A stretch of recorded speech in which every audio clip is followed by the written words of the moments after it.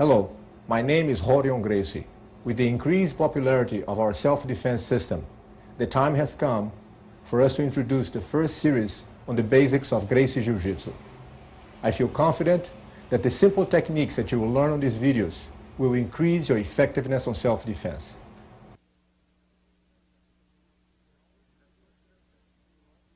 In this first segment, we'll see how to close the distance between you and your opponent. Several ways to do that, and I'm going to use my brother Royce so we can exemplify that. Assuming that your opponent is standing like this, what you want to do is that you want to use the kick. First of all, you want to use the kick so that you can close the distance and then come in like that. Once again, please. So that goes 1, 2, 3. That's the idea. The kick, it's a safe way to bring you close to him, because if he wants to use a kick from him or whatever, you just can cover that distance and then you come in with this to get to this point. Another thing is if he throws a punch with this hand, you can deflect the hand and come in close. This hand of mine will deflect his hand, and then I come in from underneath like that. If he throws a punch with that hand, you can go under and block him by the waist. Go under here. Mainly, you want to make sure that you keep your hands fairly protecting your face, because as you come close, even if the aggressor would throw a punch and kind of nick you over the head, something like this, it doesn't really matter. What you want is to be close to him. Then you can work your way around to either trap the arm or continue from here in a different manner.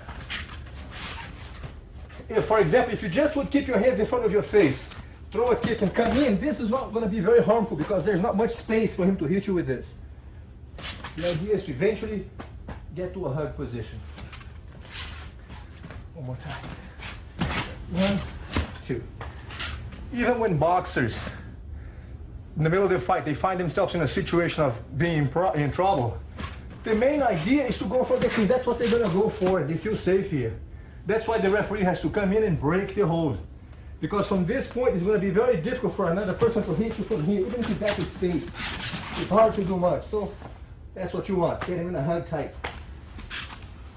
So kick, protect your stick, and get close. Throws the punch with his hand. 1, 2. A different way to do it. Throws with that hand, we can go under and block the waist. It doesn't really matter how, but we want to get close to him. The hand should be able to protect your face from a fatal, or shall I say, a precise shot. That's what you want to avoid. 1, 2, 3. That's the idea. A lot of people don't feel comfortable in closing that distance because they don't know what to do from that point on.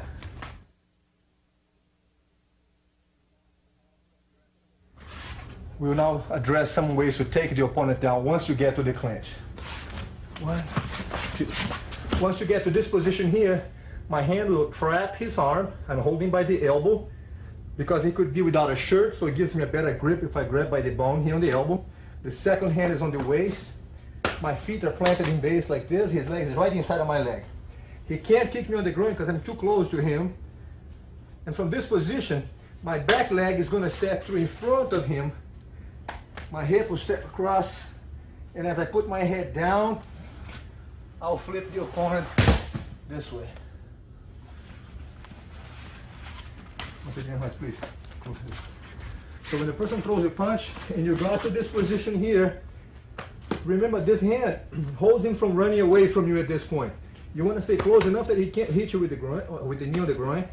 My head is tucked in so he doesn't hit me with the headbutt. From this position, the back leg is going to go around him. What makes the movement easy is that you make sure that this hand is not holding too tight, because if it's very tight, it's going to get in your way. You won't be able to go around him. So at this point, this hand loosens up the grip so that your hip can come in and goes, I'm very relaxed, in front of him here.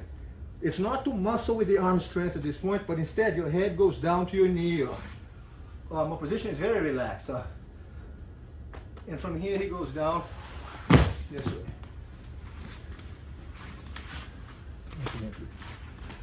So it's 1, 2, trap the arm.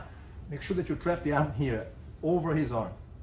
Second hand, behind his waist. Head stuck down, leg goes in the front, the hip very relaxed, goes in front of him. Some people have a tendency to step out, and that throws me off balance. You don't have to put your foot outside of his leg.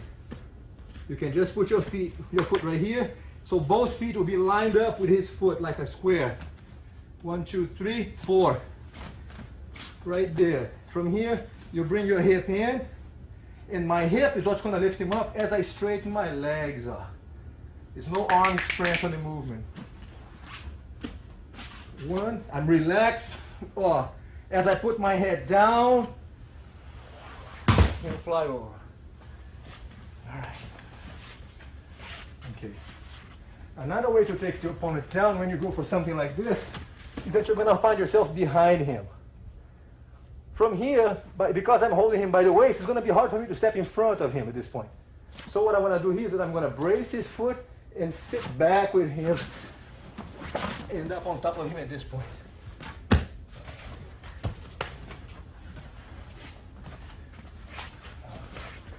So it's 1, 2. Hold my wrist. So now I'm going to stay close to him here. From here, he's got his center of gravity very low. I'm going to block his leg, sit back, and go with the flow at this point. Let's make sure that we notice that when I sit back, you don't want to land on your elbow. You want to roll over. So it's a kind of a very smooth motion. Or natural, fold it, bring you here, and put your hands on the ground. Please watch once again. 1, 2. He's going to struggle at this point. My leg goes behind him, and I sit back so that I can end up here. Put my hands on the ground, and I'm on top of him now. Once again, please. 1, 2. 1. And I'm on top of him.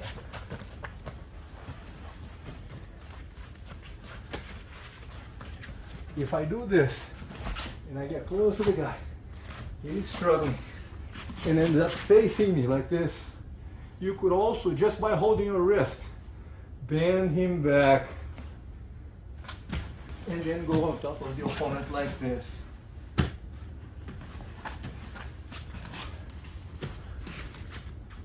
The idea of the clinch is to get close to him and take him to the ground. Once he gets to the ground, he's out of his environment. He's no longer having a chance to punch and kick at you. So that's where he's dangerous at this distance, for the punch, for the kick. The moment that you get close to him now, he doesn't have the weight, he doesn't have the distance to be hitting anymore. He's too close.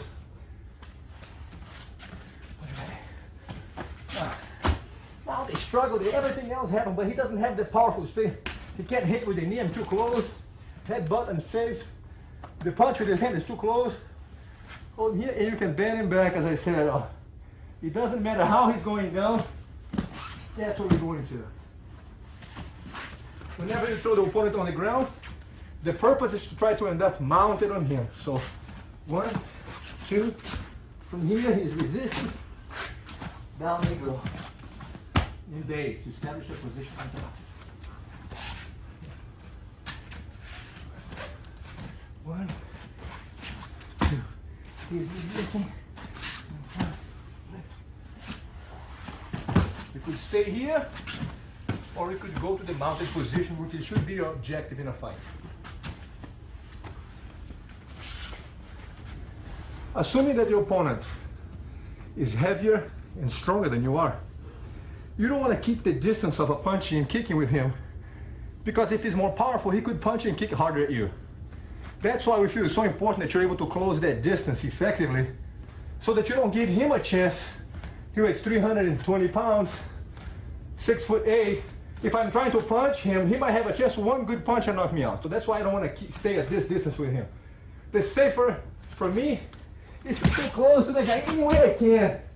Now, even if you hit off my back, it's a different thing. That's where we're going. We're going to take him to the ground and stay with him. So it's important that you feel that you must close that distance. As I said earlier, A lot of people don't feel like closing that distance because they don't know what to do once they get close to a much bigger and much more powerful opponent. But we're going to be seeing that soon enough. For now, I just want to emphasize that grabbing aspect of it, which is this closing of the distance.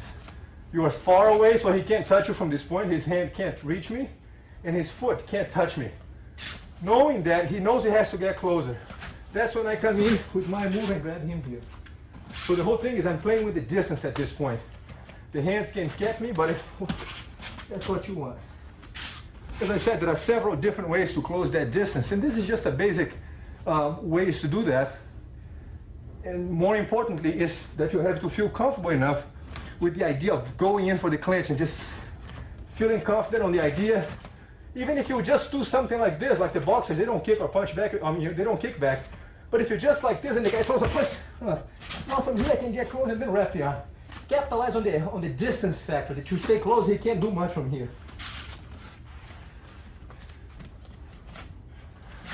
One, two, four. One, two. How about that here? Do it again here. So once you get close, you can take him down this way and then mount. That's one move.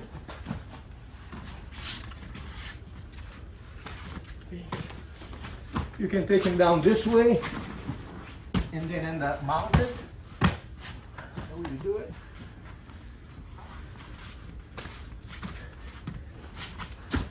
You could just simply bend him back like this and then end up mounted on top of him, establishing a mounted position, which is this one here.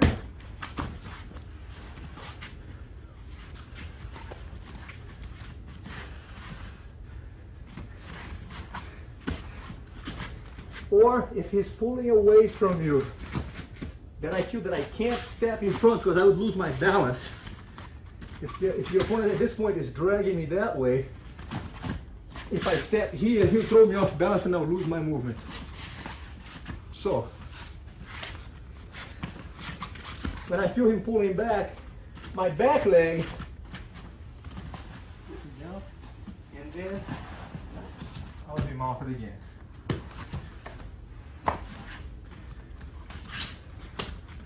So from here, I go for the kick, block.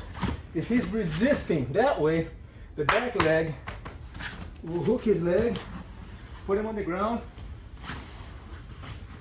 and then go to the mounted position. Once again, guys. I want to flip this way a little down there. One. Notice that the back leg here, when I hook his leg, I put my foot back on the ground because I don't want to hook his leg and land on my knee on the ground. So it's one. I'm 100% in base here. Then I place my knee over. We don't want to hook the leg and land on the knee, because if you're doing it on cement, you could hurt yourself. So you have him trapped, you hook the leg, no good, dangerous. Let go of his leg, step over, and then mount. Once again, please. One, two. He's resisting, pulling back. I hook the leg, put my foot on the ground. I'm actually holding him if I want. I have that much base. And then go over for the mounted position. That's the objective in every situation of fight. You always want to end up in the mounted position. We will now review the same techniques that we just saw from a different angle so that you can have a more complete idea of what to do as we get to the clinch. So Royce will stand on this side, please. Okay, so we're here. 1, 2, 3. Remember that the hand should be loose. So as you step through, you have the mobility for the hip to come in. If you hold very tight with this hand, it's going to make it difficult for your leg to go between you and your opponent. Loosen up the grip, the hand comes in, and then the hand now will readjust them and close to you. So when you put your hand down, you have absolute control on the hand. And go to the mounted afterwards.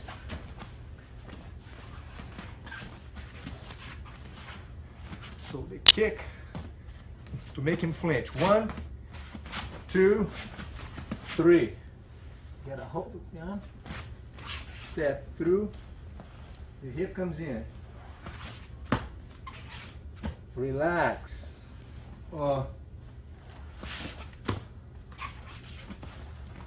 As my head goes down, flies over. Always go to the mounted position. Get used to this. You want to feel comfortable with the idea of being close to your opponent.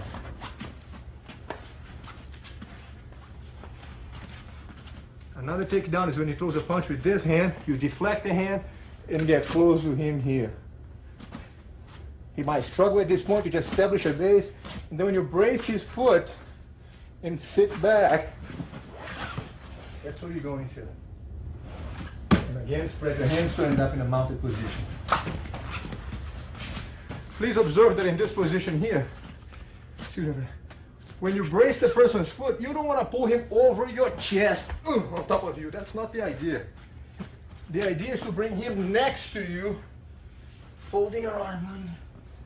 That's what you want. So I'm not going to bring Royce to land on top of me. I'm going to pull him next to me. So it's this way, get close to this, base, around me, and I'm on the ground here. Then brace myself and end up on a mounted position once again.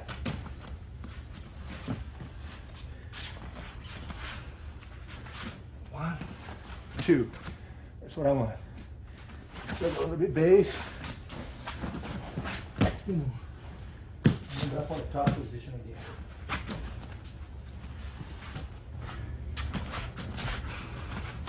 You can also go for the clinch here.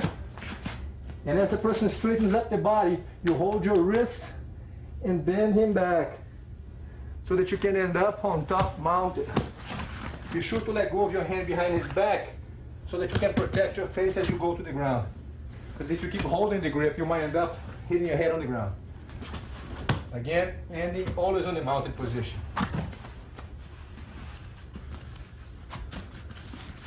One, two, 16. You can bend him back simply by folding him back by the waist, or you could hook the leg also if you want. And base stand up mounted on your opponent like this.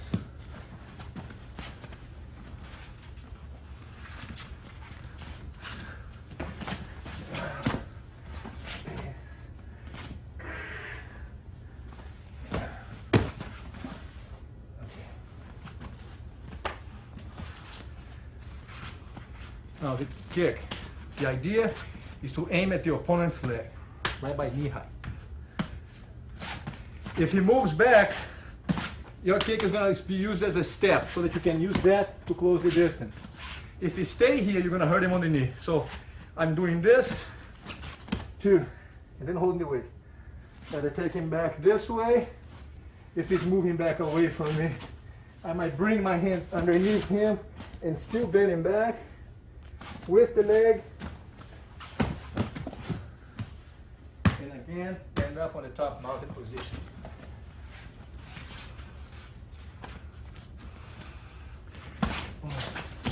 If he's walking back, my leg will fish his leg with this, hook, and mount it again.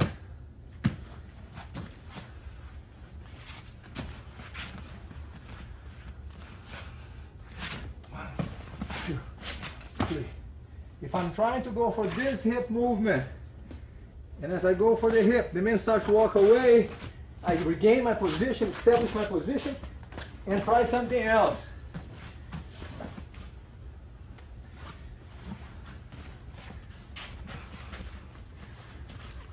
So a quick recap on the whole sequence here. One, two. You can be over the arm or under the arm. One, two, three. The hip. Head down. That's one way.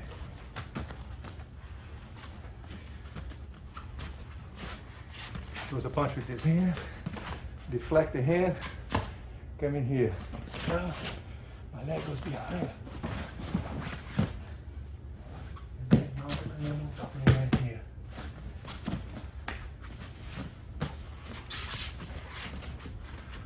He throws a punch with that hand, You can go under, hold him by the waist. From here, you can do this, back, and end up on top of him again. Mounted position.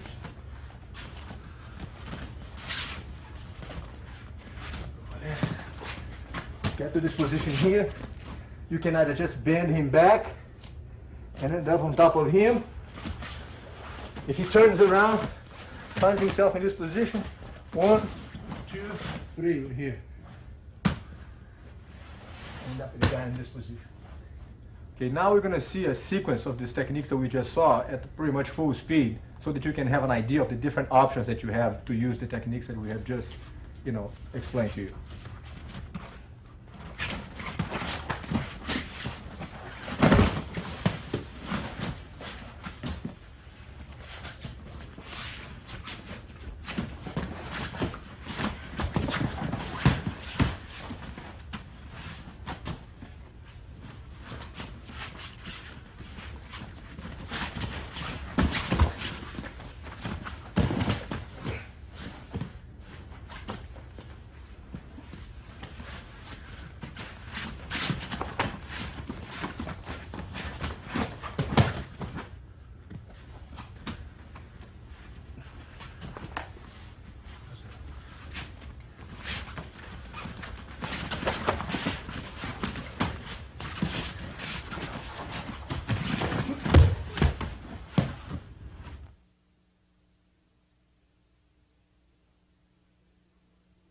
We have taken the opponent to the ground.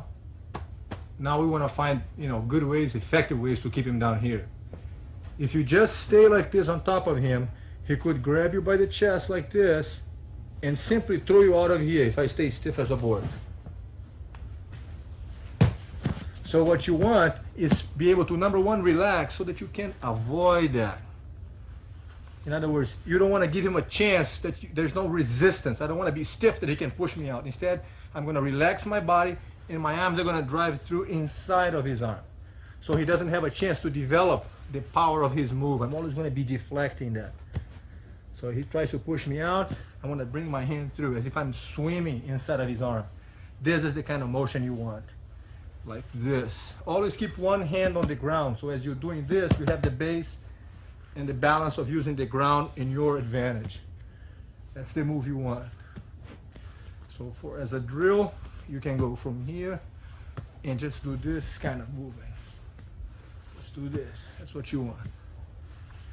Okay. If he tries to push you on your stomach here, you can stand up almost straight and then deflect the person's arm like this. It also works. You can use the palm of your hand, or you can use the forearm to deflect his hand from pushing you back. This way. That's what you want. Okay? This way or this way.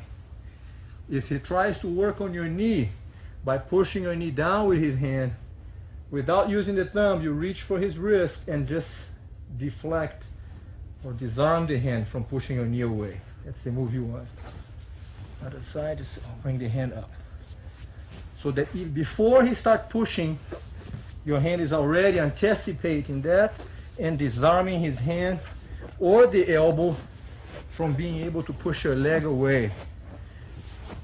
All I'm doing here is maintaining my position so that he doesn't have a chance to use his force to dislodge me from this position. That's what I want. Sometimes when the person is pushing you back, you could also come down and hold him by the neck like this and use this hand for base. My legs are going to be spreading out like this, and sometimes even hooking the leg on the back of his legs like that so that my feet can be holding on to this. Always relaxed. The idea is to get relaxed as you do the motion so that you can stay here without spending too much energy. If he decides to sit up and push me back, you don't want to get stiff and be thrown off balance. You want to disarm the arm and pull him back again. By leaning the body weight forward, bring him down and don't give him a chance to move you from this position. The chest, just hook his neck back and drive him back. So it's 1, That's what you got here. This is the kind of drill that you could be doing with your partner in a very relaxed manner to get used to the idea.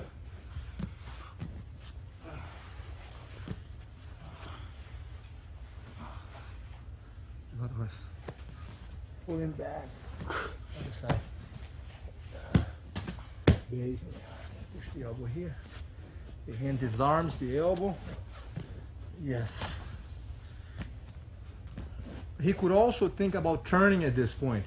You wouldn't want to leave your legs holding too tight, because if your legs are too tight and when he rolls, it throws you off because your legs are so tight that you lose the position.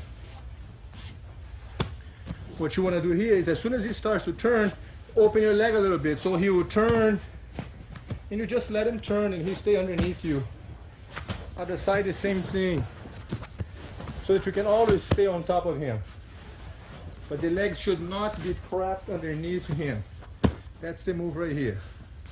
So the hand's pushing my chest. I will deflect, turning my body sideways slightly. As I do this, it makes it narrower to go inside of his arm. This move. He puts the hands on my stomach here. I deflect the hand this way so that I can stay on top. He wants to work on my knee. I'll disarm the hand. Same thing if he's using the elbow. I'll pull the elbow away so he can't use it. He sits up, I'll drive his neck back and rest my weight on his chest. I'll just lean the weight, relax forward. If he turns, I'll spread my hands and open my leg so he doesn't sit and roll over my leg. But I can keep the position on top.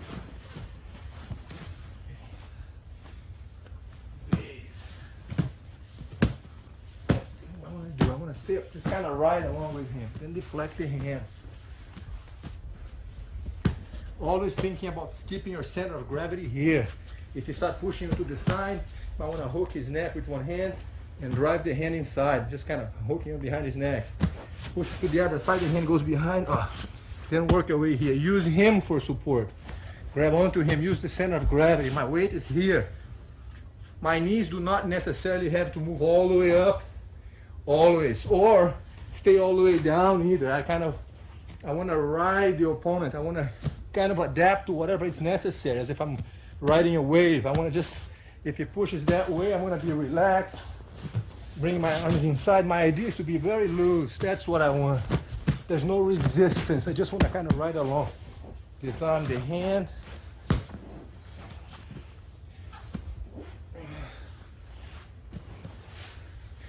The hands are whatever feels comfortable for you. The idea is to deflect the movement so that he can't use the power against you. There's no resistance. Drive the weight back. Relax the weight. Just kind of take your time. Wait for him. Let him get tired.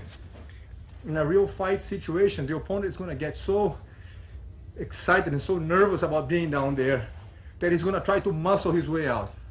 You should be able to capitalize on that by letting him spend his energy trying to muscle you out, and you just ride along and wait, because he'll lose it to himself. He's going to be so exhausted at that point that he won't have anything left. So if you just can take your time and wait and ride a little bit, he's going to get exhausted, he's going to get very tired, and by that point you should be able to apply some finishing holds that will do good for you. We'll now give you an example and summarize the techniques that we saw on this tape.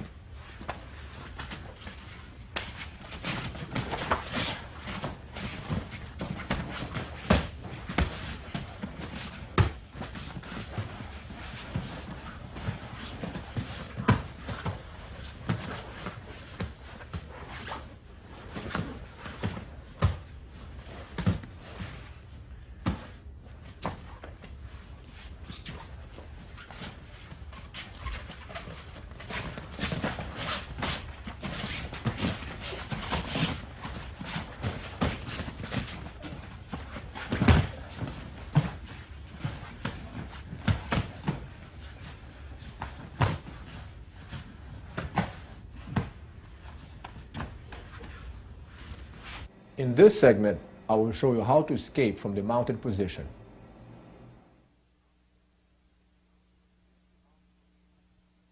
This is the mounted position. I'm mounted on hoist.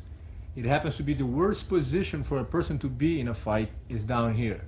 And the reason is I'm out of reach from his punches and he's within reach of my punches. So for that reason, it's not good to be able to stay here. We have to find a sensible way to get out of this position. Again, assuming that your opponent is bigger, heavier, and stronger than you, if you simply try to push him out, he's going to brace himself and it's going to be difficult to get him out of here. So, this is what you want to do. You want to keep initially both elbows on the ground so that the elbows will limit my knees at this point and I cannot move my body forward than this. So the elbows will hold me at this position. When you keep your elbows here, holding my knees at this position, I will be sitting on your hip. Okay, your hands, one is going to grab like this by the wrist. You want to make sure not to use your thumb at this point. There's no thumb. You want to grab simply like this and glue it on your chest. With the other hand, if I have a jacket, you grab the jacket. If I don't, you can grab the arm right here, either one. So once you have the arm trapped and the arm blocked with this hand, it's impossible for a person to put the hand from this position on the ground. So if I try to move my hand to the ground, I just can't do it anymore. Oh, I can lift you up, but the hand will not go to the ground. Remember, if you just wanted to push the person out, he is going to brace himself with this, and it's going to be virtually impossible to get him out of here. So what you're doing is that you want to trap the arm this way.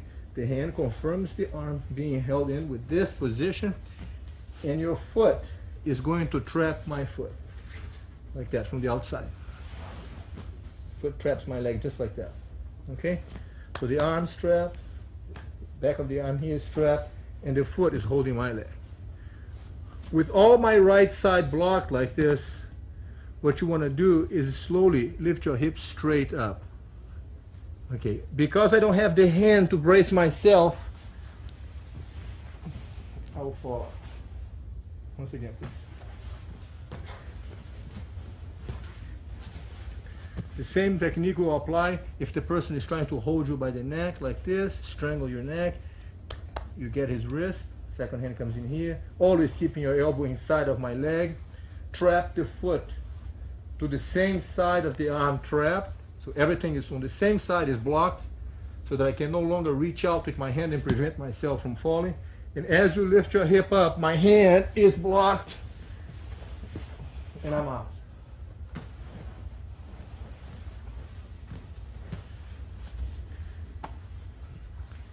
Other side will be the same thing. Hold the wrist, block the arm, keeping the elbow in here, lock the foot, and as you lift your hip slowly straight up, I don't have the hand, and I'll lose the balance.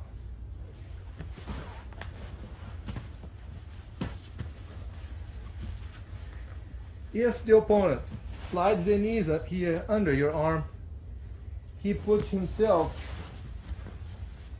away from your hip. So if you would lift your hip up now, it no longer moves me forward. If I'm sitting back and you lift your hip up, it throws my weight forward. If I'm here and you lift your hip up, I don't lose my balance anymore. So it's important that you keep your elbows here for that reason. As I said, if I am able to sneak up my knees in here and you lose the possibility of lifting me up with your hip, you would then squirm up a little bit this way, regain the position with your elbows inside of my legs. Now trap the arm, both hands, lock my foot on that side, which is the same side of the leg, and then lift your hip up and roll him out.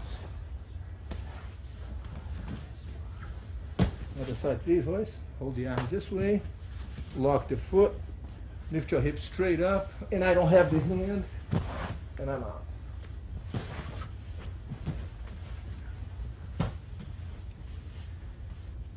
If the person on top keeps the arm spread out this way, okay, instead of trying to grab you on the neck or hold you by the jacket, if he keeps his hand on the ground like this, you could also reach out over the arm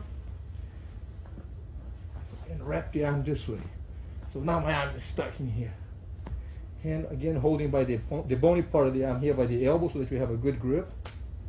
Lock the foot on that side so that we have good control on that foot. This hand here, you could simply block my arm this way, okay? And then as you lift the hip straight up, my arm again is blocked, and out he goes. The idea is to block one side completely, because if you just try to push the person out, he is going to brace himself instinctively by spreading the hands on the ground. So if you know that he needs that kind of base, and you can trap one arm, he doesn't know what that means. He's only going to realize what that means after you lift your hip up. Lift your hip up, boys. I can't have the free hand anymore, and I'm out. So if he keeps the hand spread out like this, you can reach out over the arm, trapping my arm. Remember that when you practice this with a partner, be sure to close your fingers at this point, so when he lifts me out, you don't leave your fingers bending backwards. So close your hand like a fist, so as the person on the bottom lifts you up for practice, yes, you don't hurt your hand. Okay.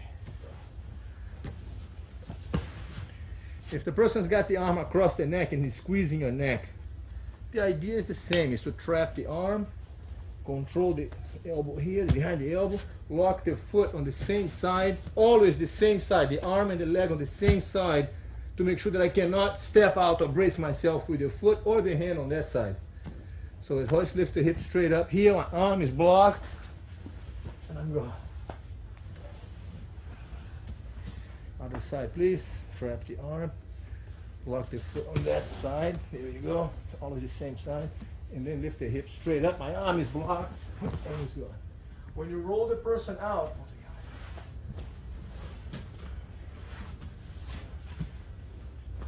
the idea is not just, fica deitado você, huh? The idea, lock your foot please. The idea is not, stay down please. Lift your hip up. You don't want to just throw him out and stay here, because from this position, he could come back up again. The plan is when you trap the arm, is that you lift your hip up and you keep going with him. In other words, your body will drive him all the way out. Move up a little bit. The idea here is that you lift your hip up and then you drive him out. That's what you want. Trap the arm, lift your hip up, lock the foot on the same side, lift your hip up, and instead of just throw him out with a bouncing movement of the hip, you want to lift your hip up and roll out so that you land on your knees afterwards. That's the plan. So if I'm grabbing his neck, he'll confirm the movement, trap the arm, hold the wrist, lift the hip up, and he goes with me. Right, to ensure that he lands on his knees afterwards. If the person on top has the arm wrapped around your neck like this, the hand will come around, trap my arm with your head back so that I can't push my arm out, pull my arm out of this. So the head helps to trap my arm along with the hand. The hand on this side here will wedge my hip so that he has an extra support with that hand. The foot on that leg traps my foot on that side. And as he lifts the hip up, I'm stuck the same way, I'm out. Right, okay.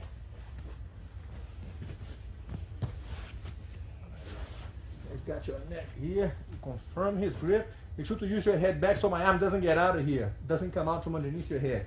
Wedge the hip with the hand like this on the hip bone. Lock the foot on that side. And lift your hip up. Yes, and out it goes to this kind of movement.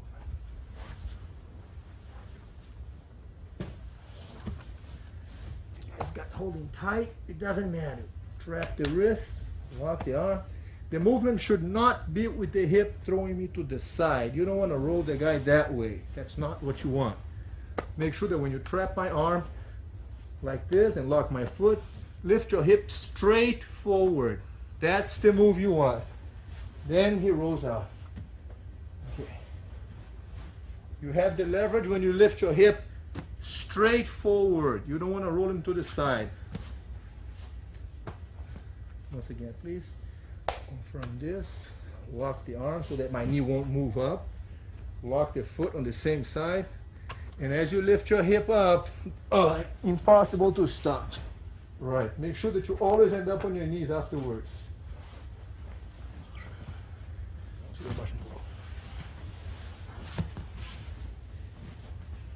The person is holding you by the wrist. You could confirm his grip.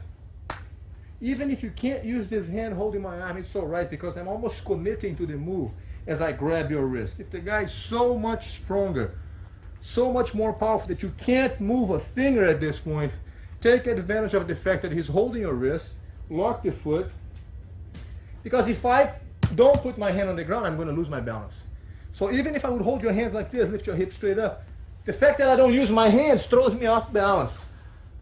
Again, please.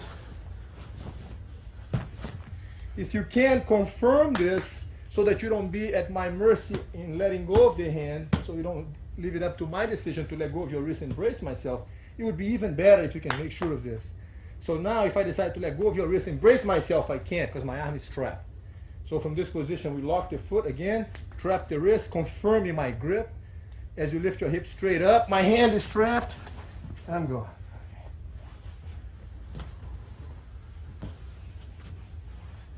If the person were to grab your arms or something like this, here we go again. Second hand goes under. So always the idea is to trap one side.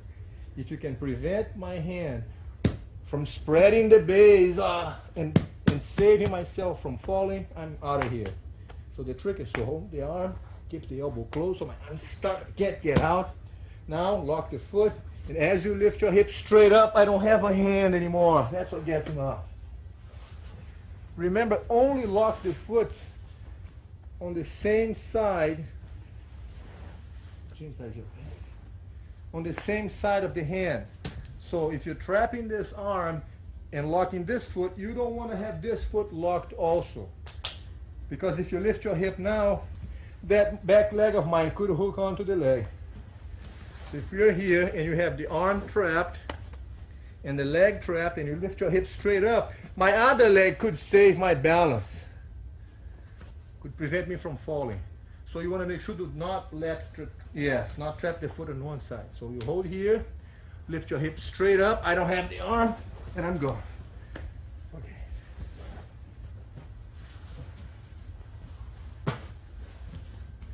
So the person's trying to strangle or bracing himself. If my hands are kind of far away, you could reach for that and bring my hand towards you here, trapping the arm, and lift your hip up. Yes. Okay. If he's so strong that you can't bring his hand in, you move towards his hand. It works too. Trap the arm this way, lock the foot, lift your hip straight up, and he's out.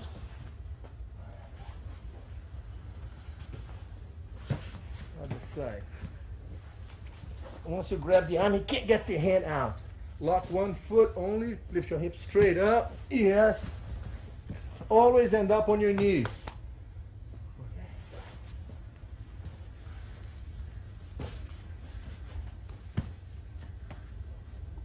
Squeeze your neck. Trap the arm. Lift your hips slowly straight up. And he's out.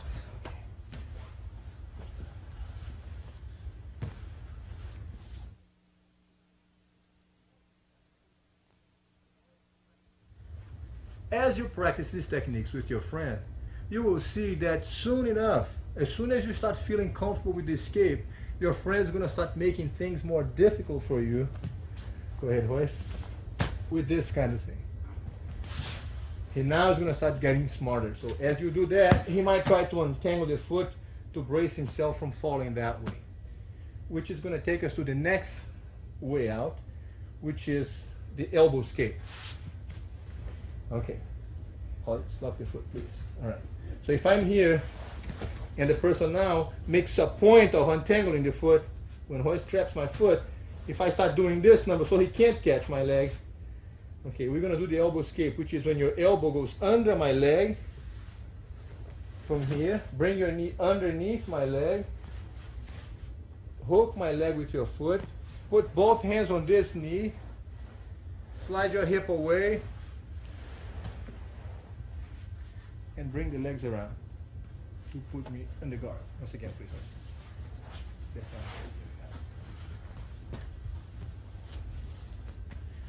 if the person is here, he's got the legs spread out so that you can't catch his foot, he's doing one of these, you can put your elbow here, or you can help with the hand. Usually it's called, the elbow is the first thing to start, so we call it the elbow escape because the elbow is already in this position. So the elbow brace is here, right? Then you put your hand on the knee like this, move your head back so that you can put your hand on my knee like this, and slide your hip back so that the bottom leg comes under. Hook my leg, hands on the other knee, scoot your hip away, and bring the leg out, crossing the legs behind my back on the end. Once again. So the elbow escape is like an emergency exit. It's an extremely effective way to get out from this position, and it's almost impossible to prevent that from happening. Okay, from this position here, if I'm preventing Royce from trapping my arm, keeping my base very spread out, he can go for the elbow escape by putting the elbow and then the hand. Turns his body sideways. Instead of pushing my knee with his hands, the hip is what moves back. My knees stay on the same position. His body is what's going to slide away. Then he puts the hand on the knee, bring the bottom leg out, catches my foot, slides the hip back the other way to bring the knee under, to then cross the legs behind my back. Okay. I want to show you a drill here that's going to make it easier. The idea is from this position here, laying down, you want to keep your foot planted on the ground and your shoulder on the ground so that you can swivel your hip under. That's the move. So that when you go for the elbow escape, you put your elbow on the person's knee and the hand, use your foot on the ground, and this leg flat on the ground so that you can slide your hip away. Bring your knee inside his leg, hook it, hand on the other knee, plant this foot on the ground, and slide your hip away. Bring the leg out and cross your legs on the end. Once again, so from here, the elbows are on the ground next to the person's knees. It's one, like this, one, get the leg out. Two, get the leg out. What makes it easy to move my hip is that I have my weight, my hip off the ground. My hip is off the ground. I'm putting the weight on the foot and my hip swivels underneath. So it goes under and out, and under and out. That's the move. So that's a very good drill from laying down position like this, elbow on the ground, and scoot your hip away. Elbow on the ground, scoot your hip away, and eventually cross your legs. Please.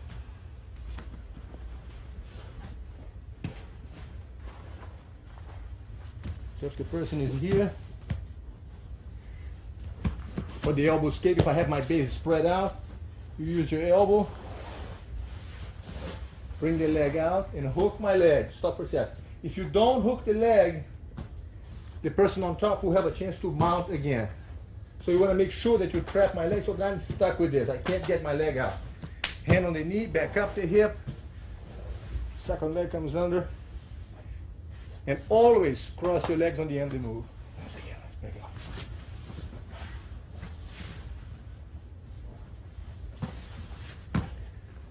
So if I'm here, move me, wedge your elbow on the knee, slide your hip away, get the leg out and trap my foot. The hip is what moves. You don't want to push the person's knee away. Instead of pushing a heavy person's knee away from you, let the knee be there and just slide your body away from him. One more time, please. If I'm in this position, that's the move. I'm staying, my knees will stay planted on the ground. His body is what moves away. Okay. So if the person is here, that's the move. Elbow on the knee, sideways, get the leg out, hook my leg, get the leg out, and then always cross your feet on the end. Make sure that you cross your legs to force the person in my position here to get locked inside of your legs. Okay, we'll now do a recap on the sequence that we've seen. Okay, so the person is going to have you by the neck, trap the arm, keep your elbow in, locking the foot, and lift your hip straight up.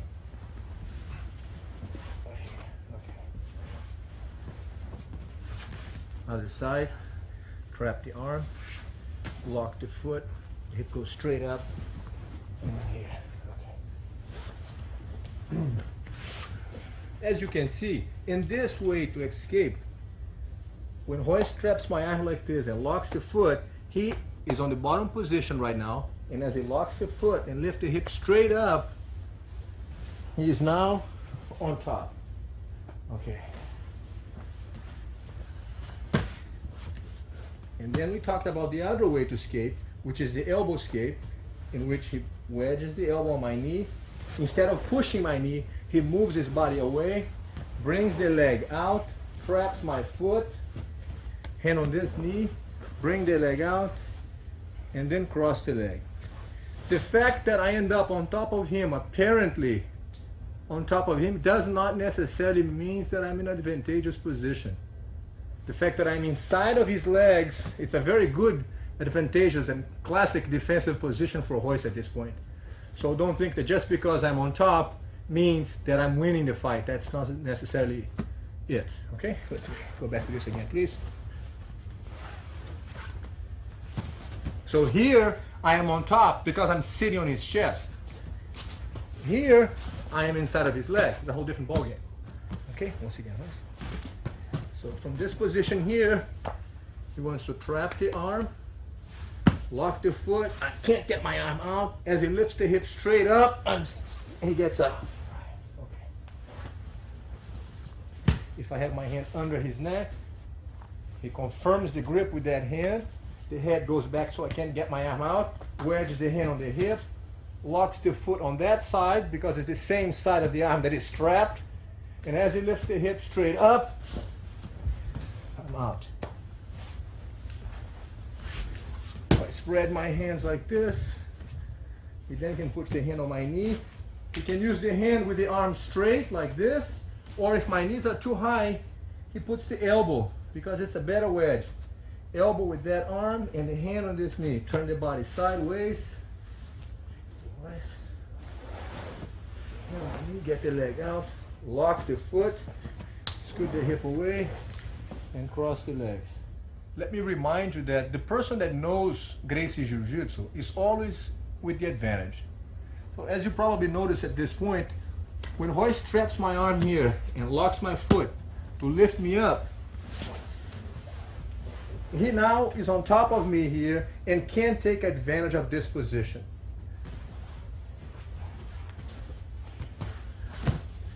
When Royce does the elbow escape and gets out like that, I am now inside of his legs or on his guard, and if I don't know what to do, it's bad news for me. So because he knows the techniques of Gracie Jiu Jitsu, even though he's on the bottom, he still can capitalize on that.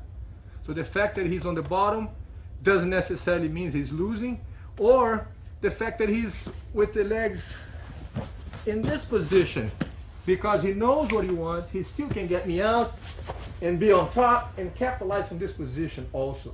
Okay. Let me also include in this sequence that when he's doing, he traps the arm, locks the foot. If I step out, he can change from one movement to the other. He hooks my leg. If as he's trying to do the elbow escape, or sliding the hip away, I put my weight on top of him, he can now go ahead, roll the guy over to the other side and end up on top of him here.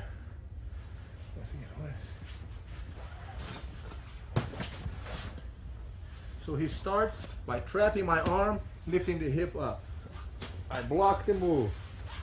He defends that. As he scoots the hip away to put me on the other, I catch him here He now rolls the person to the other side. And he's on top of me here.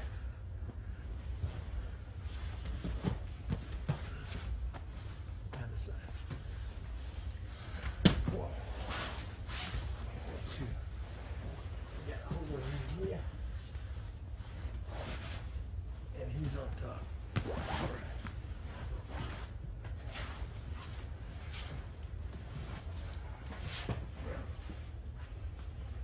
Remember that the technique should be repeated at this speed, very relaxed, effortlessly. And that's one way out. I spread my base, he does the elbow escape, bring the leg under, traps my foot, cross the leg, yes, okay. Find here. Locks the foot, I step out, traps my leg. If I put the weight on top of him, he can just feel the weight going, and over we go. Mount the leg, yes. Okay.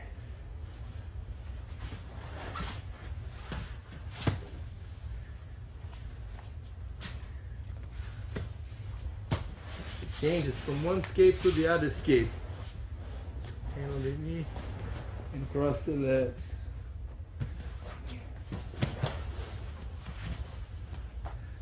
Arm. If you can, flip him out so that you can go on top of him. If there's a chance, you always want to do this escape first. Okay. Only if the opponent resists or prevents you from doing that, then you change the move. Put your hand on the knee and put him inside of your legs. You are no longer with him on that worst position, with the mounted position. You're already out of that. We have him inside of your legs now. It's better to have him here than have him here on top of you. So for the person on the bottom, you prefer to have him inside of your legs, okay? If you're gonna be on the bottom, you wanna have him inside of your legs. If you can, trap the arm, lift him up, and get him out completely, even better. Okay.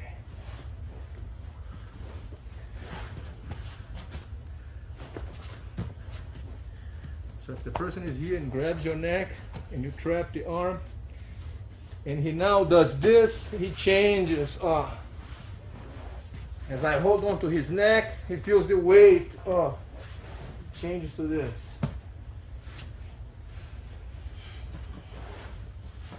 If he decides to grab onto you doing this kind of thing like this, you want to untangle your foot,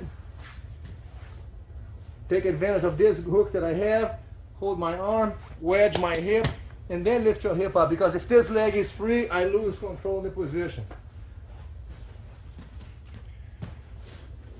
If I spread my legs very much, you might also want to do the elbow escape by using that hand on my knee, untangling your leg, escape from underneath, hook my leg, put him on your guard by bringing this leg under, and now you're out.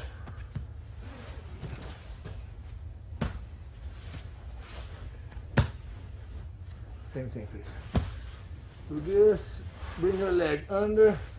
If I resist and hold on tight, take advantage of his weight.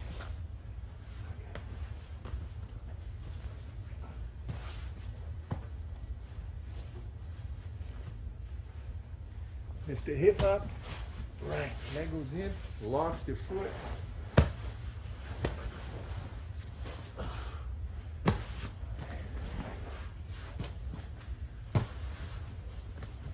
If when you're doing this, he does the escape with the arm, and as he tries to put me inside of his leg, I hold on to him. Go ahead, move your hip away more. And I'm too heavy, he can always go to my back to end up on top anyway.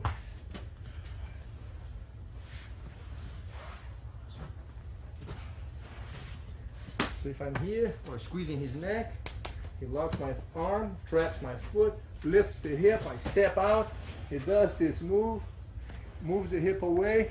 If I stay real low to the ground where he cannot flip me over because I'm too heavy, he just climbs over my back and ends up on top of me here.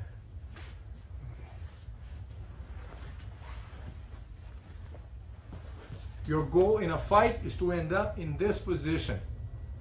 As we talked about, I'm out of reach of his punches, and I can reach it with my punch. Plus gravity is on my side. I have much more power hitting him going down than he would have trying to reach up at me. But not only for the hits, because there's more techniques to do in a fight than just trying to punch somebody. It's a much safer position to be in. So if you're on the bottom, you want to walk, through these techniques, you want to rehearse these techniques enough times at this speed that we're doing so that you can be very comfortable with the movements. Remember to feel for the balance.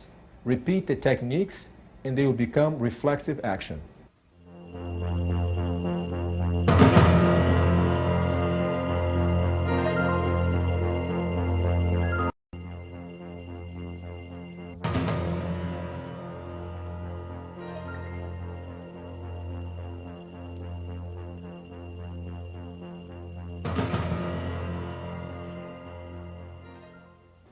When the opponent is lying down and has his legs around your waist, he has you on his guard, which is a classic defensive position and the topic of this next tape.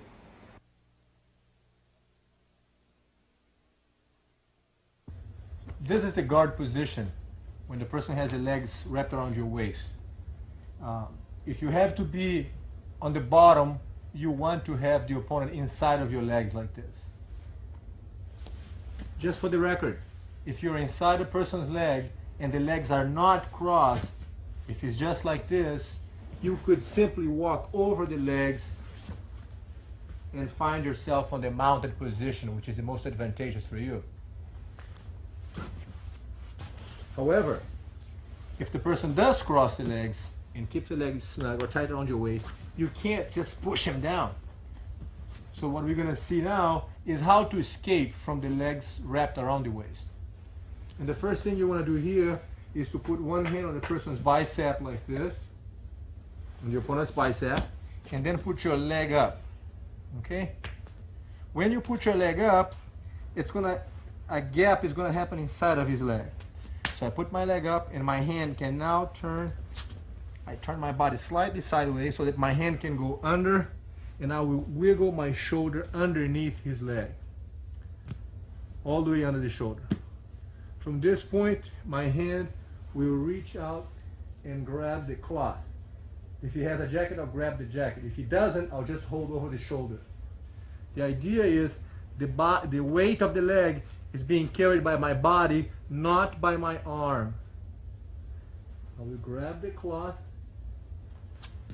shift the position of my legs, putting the back leg up and the front knee down on the ground.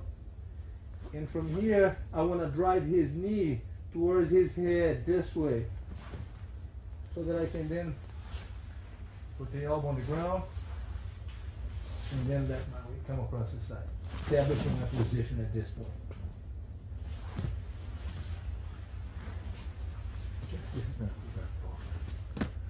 So the leg goes up, I'm in this position, hold the arm, put the leg up, find myself in base so that he cannot just push me to the side and throw me off balance. So I'm going to spread my legs, center my balance at this point, leg up, turn my body sideways, bring the hand inside of the leg, right on the curve of the knee. That's what you want to work on, right here. Right. Lower my shoulder so that the shoulder is underneath the knee. If the person keeps the legs crossed like this, as I grab the cloth and as I drive the weight to his head, the knee goes to his head, I shift the leg so that I have better support with the back leg. And as I bring the weight to his head, it gets so uncomfortable, the pressure on his back gets so uncomfortable as I bend his spine that way that he has to open the leg. Then I'll plant the elbow on the ground and then stabilize my position across the side like this.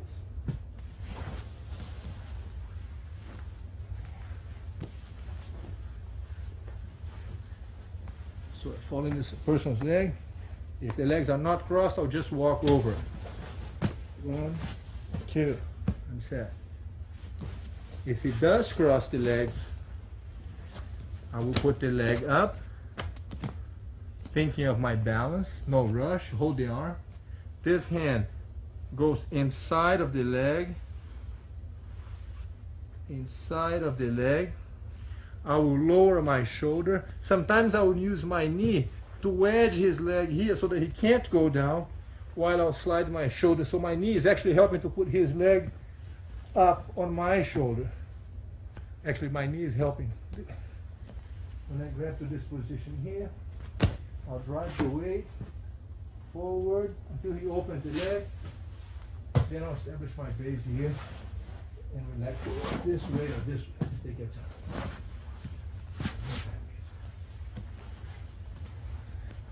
Do the same thing on the other side here. Leg up. My hand goes inside of the leg. Don't muscle with the arm. Be sure to lower the shoulder so that my arm is not using the stress to pass the guard from escape from between his legs. The weight is all on my shoulder, not on my arm. The arm is very relaxed. As I get up here, I shift the legs so that the natural position now makes the weight lean towards his head. Get a hold on the grip on the cloth here and let the body weight come down, elbow on the ground, and then establish the position across the side here. One more time, please. So from here, hold one arm, leg up, the hand goes inside of the leg, lower my shoulder. I'm using my knee to help that knee up my shoulder here. The arm is relaxed. Reach for the collar. If he doesn't have a collar, I'll just find his shoulder, shift the legs, and drive his knee towards his head to a point that he can't hold it anymore. He opens the legs. I'll slide the body weight down, put my elbow on the ground, and establish my position here. At this point, if the person wants to push me out or muscle me out of here, all I want to do is just right and establish my base. There's no rush. I can just stay here. Let him wear himself out and just kind of ride along for a little bit. From this position here, once he tries to push me out, and I allow myself the time to resist that, I'm going to push his knees away. In case he has a leg on my way here, I'll just clear it out of the way. And then mount to get what I want to be, which is the mounted position, which is the ultimate position for me in a fight. If I'm here, trap the arm, leg up, hand, same side, goes inside of the leg. Lower my shoulder. The hand now finds the collar. Turn the legs around. Drive the weight to his neck until he gets so unbearable he has to open the leg. Then I'll put my elbow on the ground and establish my position here. He tries to push me out. I'm just going to use my hands to establish my base, or put this hand on this side, on the back of his hip like this. Then eventually change the position of the legs, push his legs out of the way, and mount. Back on the mounted position.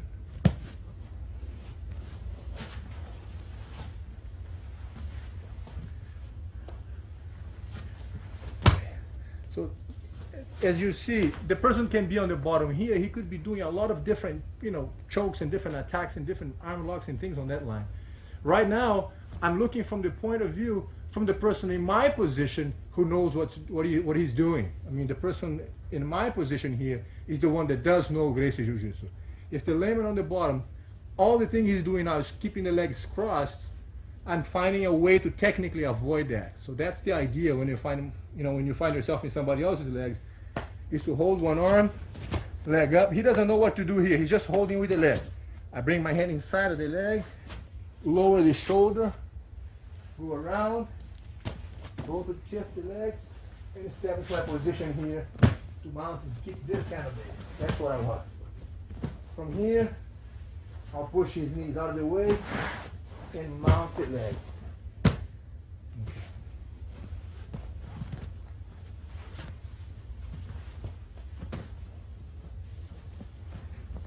one of the things that will occur as you're practicing these movements is sometimes your partner is going to hold the leg very tight. He's going to hold tight, and you're going to find that to bring this hand inside of the leg, it gets very difficult to bring the hand in. So you're going to find yourself having to use strength on the arm, which is not what you want. Remember that the idea behind all the techniques that we're seeing is to find an easy way to execute and accomplish the position that you're looking for. If it takes strength, something is not quite right. So you put your leg up, turn your body, hold the leg tight please. I'm going to turn my body sideways so that the groove of his legs will go like this, will get out of sync from my hip. Right now he's got a perfect fit with the curve of the knee around my waist. But when I put my leg up and turn my body sideways, a little gap happens right here on the knee. So I'm going to bring my hand on the bend of the knee, hold the leg tight, and he's holding my leg, my waist very tight. Hard for me to bring my hand in. I will bring my knee back down to the ground. I'll put my hand on the ground, and he's holding tight with the legs. But my hand stays on the ground. As I move my body away, his knee slides towards my shoulder. And I didn't have to push my hand in, but instead I move my body back. From this position here, this hand can feed the cloth to this hand. Shift the leg, again driving the weight to his neck until he opens the leg, elbow on the ground, and lift the body weight across the side, establishing my position. And then sometimes this hand goes to this side so that this leg does not go underneath my body. I'm blocking his arm. His leg with my arm. Push the knee away and mount the leg.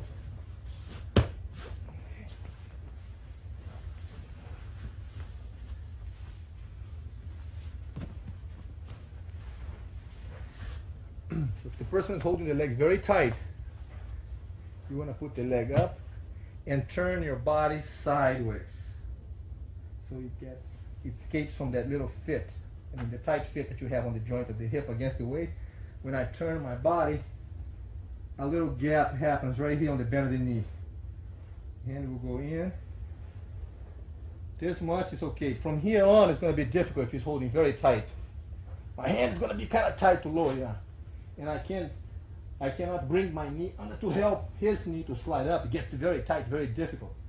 So you put your knee back on the ground and rest your hand on the ground.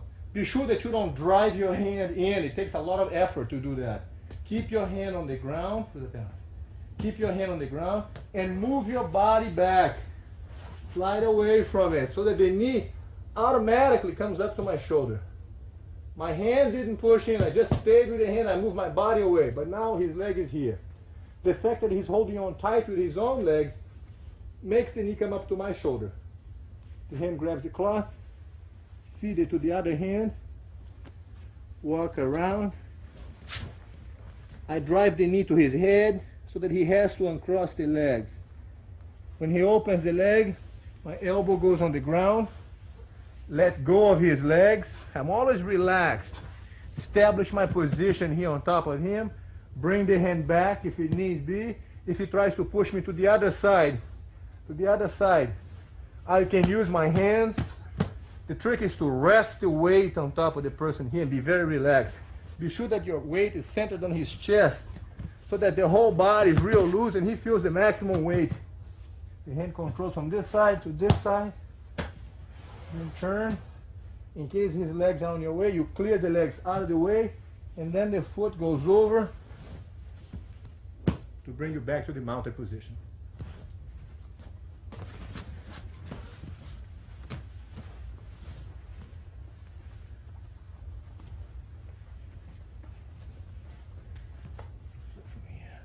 One, the hand goes in. Two, he's holding tight. My knee goes to the ground. Hand on the ground. Be sure that you don't work with this on his thigh. It's harder to force his leg open here. Your arm should be on the bend of the knee, right on this area. That's where you want to do the entrance of the arm. Not inside of the person's thigh here. Leg up, turn your body sideways. The hand goes on the bend of the knee. Stay at the bend of the knee. Hand on the ground, knee on the ground. His legs are holding tight. As I walk around him, my hand didn't push. My shoulder was lowered so that the leg I brought up to my shoulder. Feed the cross to the other side. Lift the back leg because that makes my weight tilt forward. I'm relaxed, very relaxed. He's pushing me back with the legs, but there's not just a weight. My own body weight is going to make him feel uncomfortable. He opens the leg, very relaxed at all times. Establish your base here.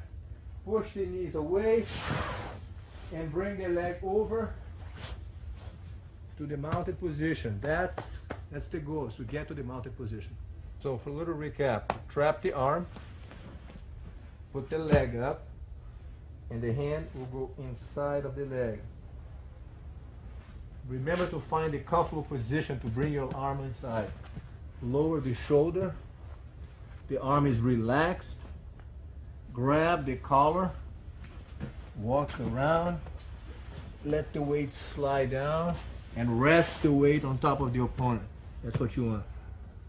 After you establish your position here for a little bit, push his legs out of the way and mount this way.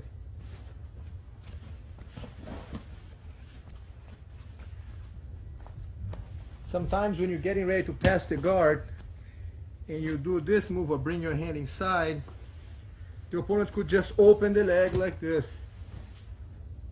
If he opens the leg and lowers the leg, you could just simply walk over his leg like that, push this leg out of the way, and be mounted. That would work. So I'm here, put the leg up. As I'm trying to go this way to pass the guard, he opens the leg. I can just walk over his leg and mount.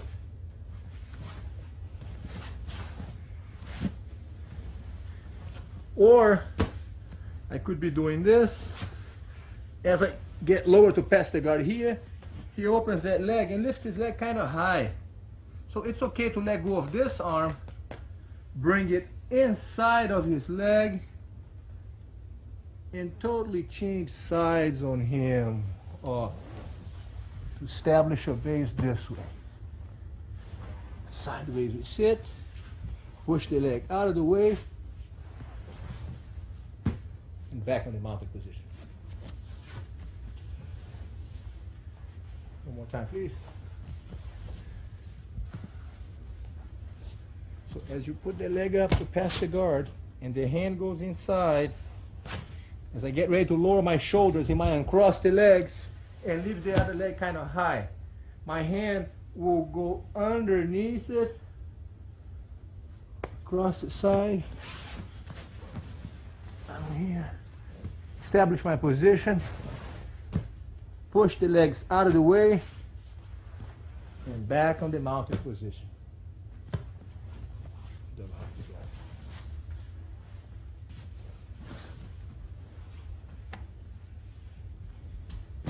This, hold the arm, leg up, the hand is going inside. He holds the leg very tight.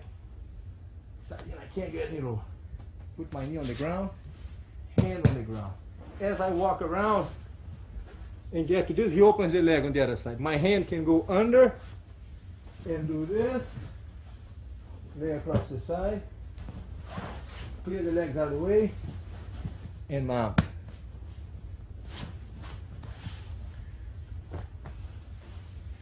Hold the arm, leg up.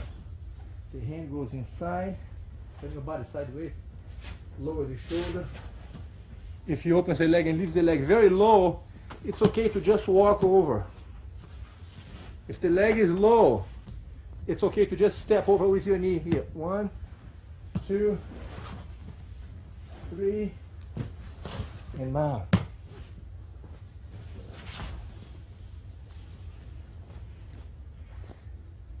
In other words, the plan is to escape from inside of his legs and mount on him.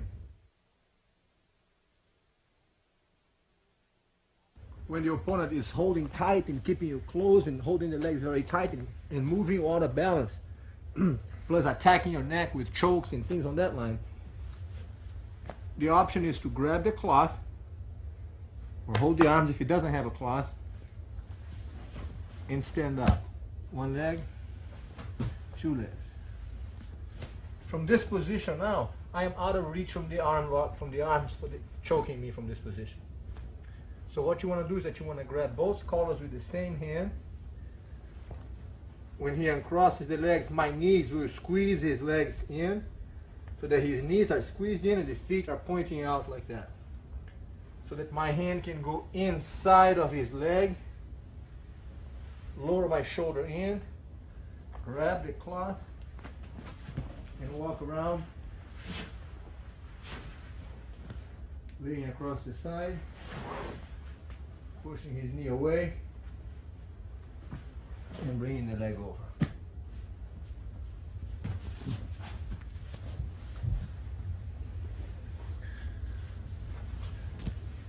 When you get up and you grab the cloth here, you want to get comfortable with the idea of holding this so that he doesn't grab your feet with his hands and pushes you back.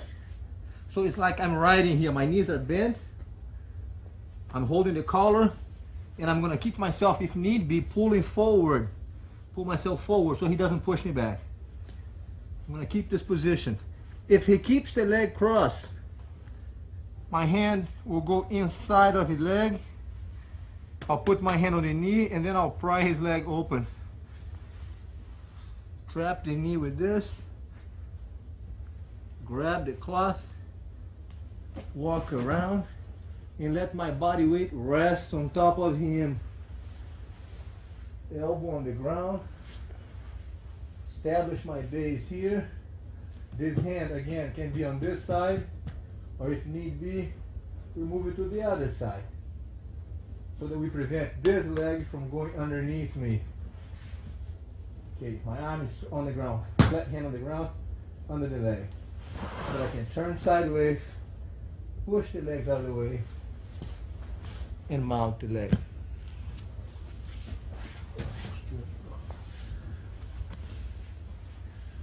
Once again then, grab the collar, put the leg up, stand up here.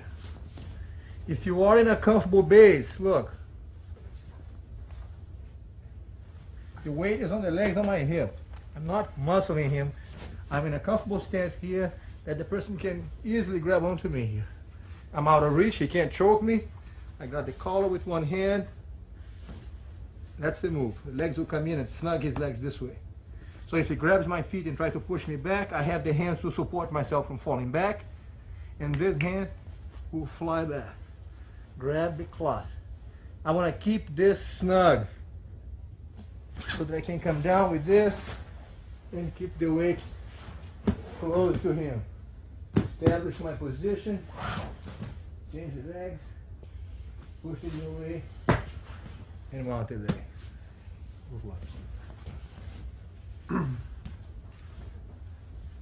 Here. 1, 2. Heads up, out of reach from him. That's the move. From here, the hand will go inside the leg, on my knee, pry the leg up, trap the leg. This is helping here to trap his leg. My head is also controlling his knee. From here, walk around, go around, elbow on the ground, establish my position on the side, turn the knee, move the legs out of the way, into the mounted position.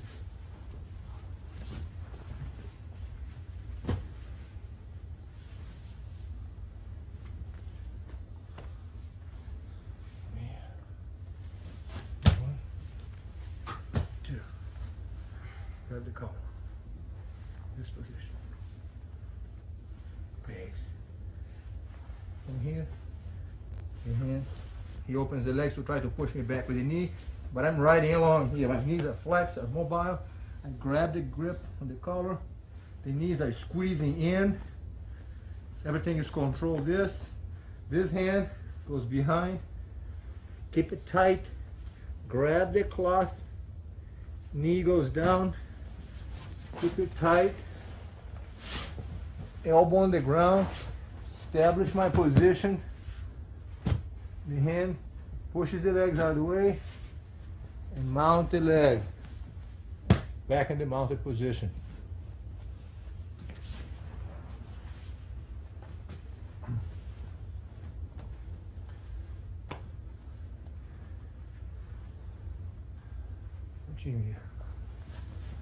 One, two. If the person is holding me very tight and it's got a good grip on me here, you could lift him up and hit him on the ground. It's a very dangerous move for the person on the bottom, to lift him up and bang, hit him on the ground. So the defense for the person on the bottom would be to uncross the legs, because when he uncrosses the legs, I can no longer pick him up. He's too heavy on the ground now. So now that he uncrossed the legs, I have the grip on the cloth. The hand goes back. Grab the cloth. Walk around. Down. Establish my position. Push the knees away and mount the legs.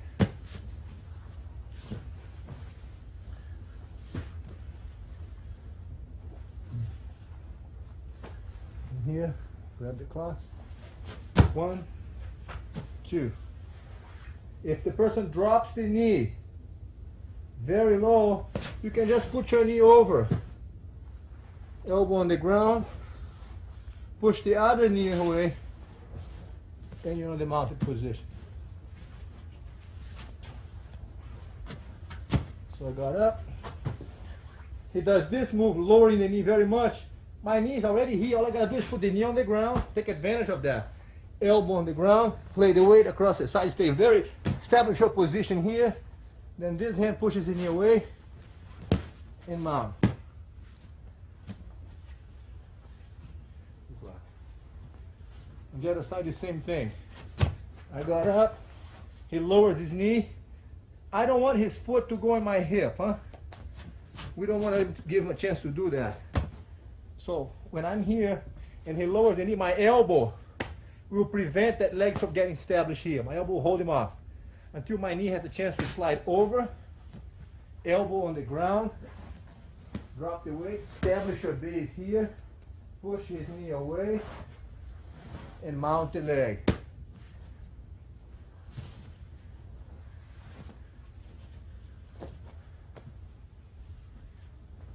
Like we did on the ground, sometimes when you get ready to pass the guard this way,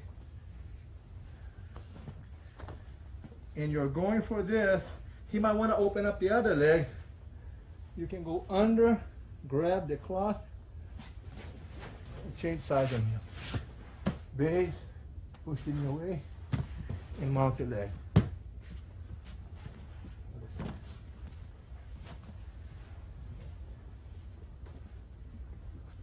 From here, get up. I'm getting ready to pass the guard here. And when I get to there, he start opening the other leg. My hand can go under his arm. I'm sorry. My hand goes under the leg. Go across, and then across the side. Establish your position, and mount the leg.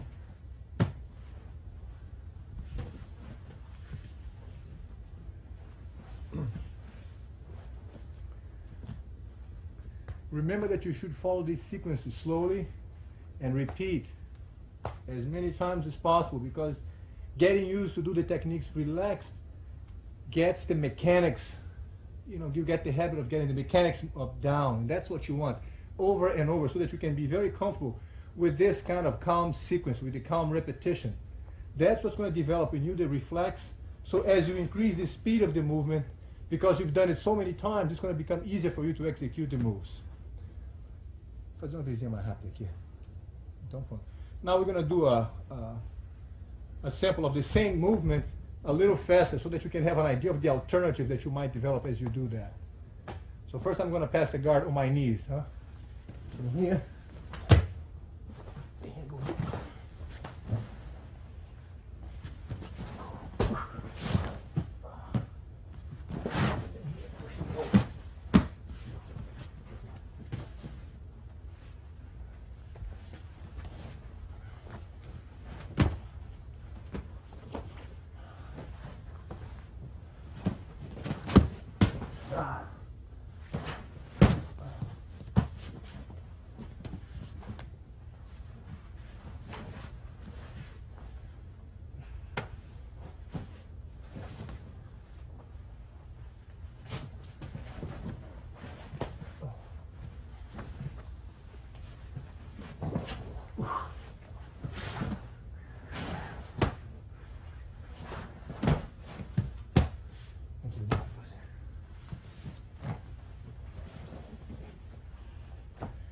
Now using the option of standing up.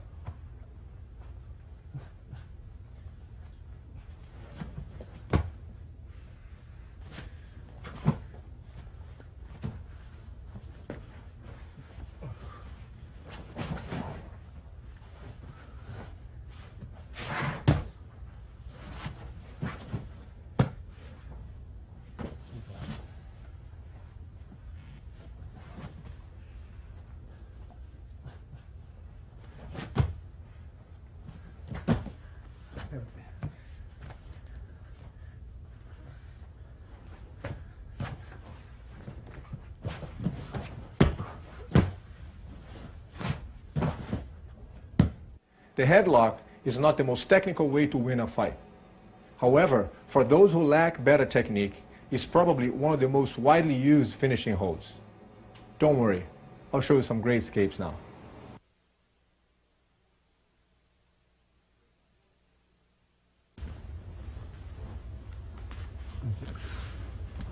The first thing you want to do is avoid getting your chest crushed by the other person on the headlock in this position. So to avoid that, you want to turn your body sideways like this. Okay? So now when I hold the neck, my weight is no longer resting on top of your chest. So that's the first thing we do. Then you're going to tuck your chin in so that if I squeeze with the arms, I'm no longer on the neck part, but I'm on the jawbone at this point. Right here. The arm, the elbow is going to stay here with the arm standing up, and the other hand goes to this kind of thing. That's the move we want, to make this kind of frame. With this kind of frame, even if I were to rest all my weight here, you could be able to support my weight. So that's what we're going for. Once again, so when I get close to the neck, slide your shoulder back and turn your body sideways. With this frame, the more I try to pull towards the person's neck, the more it's going to hurt my neck. Okay, so that's the move right here. Once this is established, you want to slide your hip away from me, push my head back, and bring the top leg over the neck so that you can cross your feet and squeeze the legs. Okay.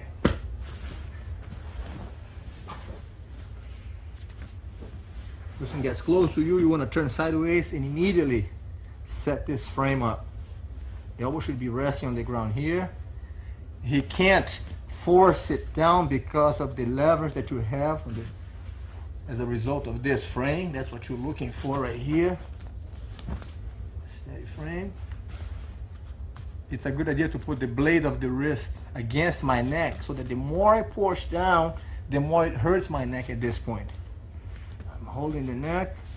You slide your hip away. I lose the support on my back. And the top leg goes over. Cross your feet and squeeze the neck. Right.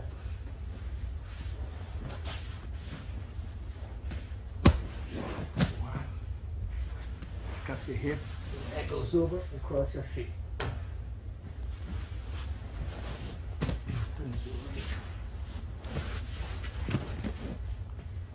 Tuck the neck, back up your hip.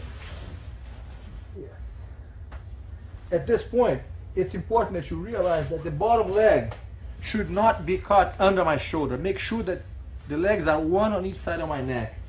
Let me just review this real quick. So we go to this move here, elbow on the ground, back up your hip, push the leg back, and the legs trap around the neck. Okay, let me do this on the other side.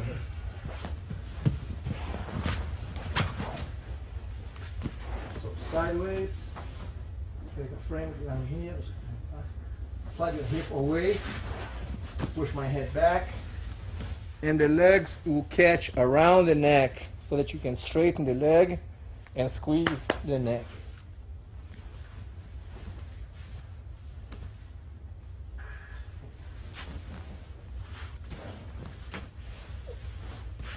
And then squeeze the neck.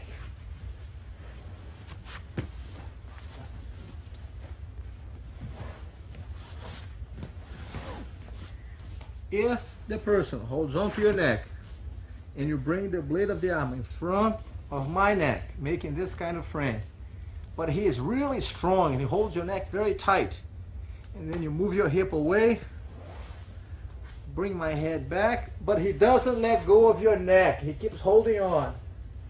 And you're gonna follow him this way. Turn this way here. He's still holding on to your neck. You now mount the leg over and end up in this position with the hands spread on the ground so that he can't throw you out of here. That's the move you want.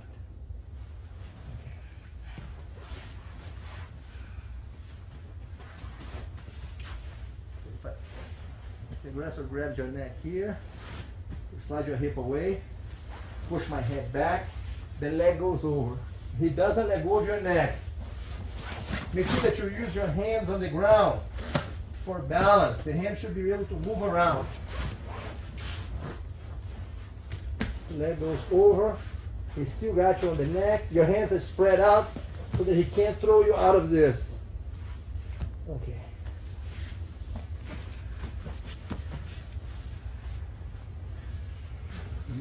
Do this one. First one, got you in a headlock like this. You make a frame with the arm. Pick up your hip, bring your leg over. He doesn't let go. You use your hands for base. Right here so that he can't throw you out. Take your time, bring the leg over. Spread your hands on the ground so that you're established here. Right, that's the move you want. So that your hands on the ground will prevent him from throwing you out. And end up in a mounted position like this.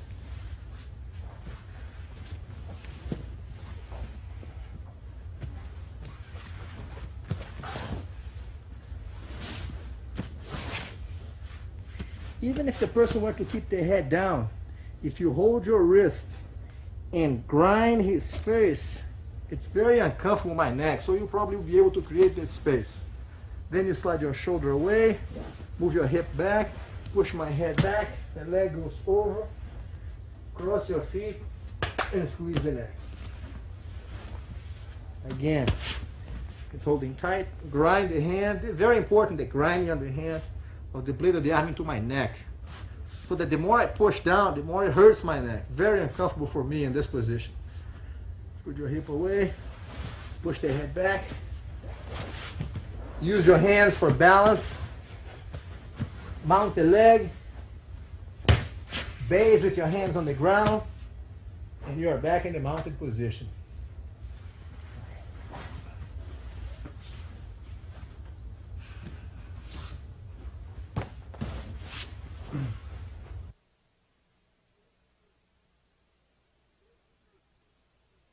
If the person, after a while, becomes aware of what movement that you might want to do, they might keep their head down, tuck in real low like this, which is going to make it difficult for the hand to come in here. So if I keep my head tucked in very low, very tight, it's hard for you to do this move. So your hand no longer has the space to come inside. So what you want to do at this point is bring the leg over and hook the leg here close to the ground with your foot, just like this. Okay, like that. Okay, from this move.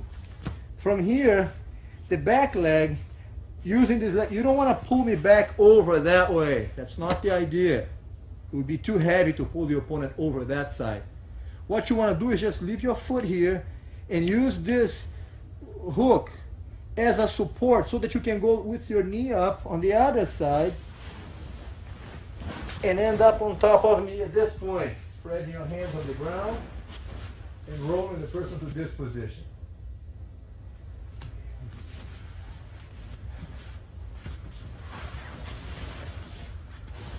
So if he's got your neck in a headlock and he tucks his head down real snug, really tight, you hook the leg, roll over him, untangle that foot. Right. Hands on the ground, leg up, and sit back. Make sure to sit back, because if you lift your hip too high at this point, you might lose your balance forward. You want to put the weight down and spread your hands in base so that he can't throw you out of here or forward.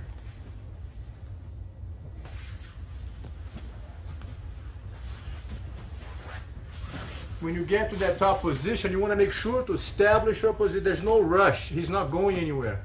So once you get on top of him, take your time, establish your position, ride the guy for a little bit. Then we're going to go into the next move. But for now, I just want to get the feel for the balance. That's what you want. You got the neck, holding the wrist, keeping the head down, holding tight.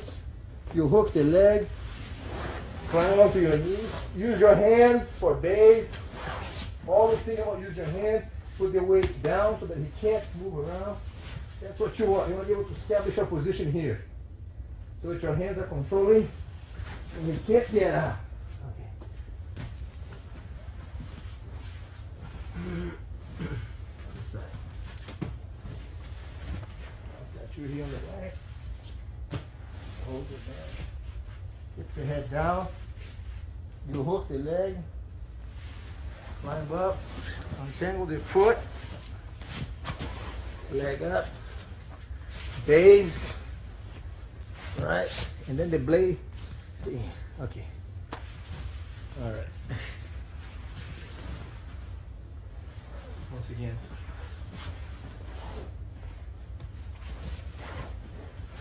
Ideally, ideally, as you practice the move, you don't want to wait for the person to grab your neck and then try to escape from here.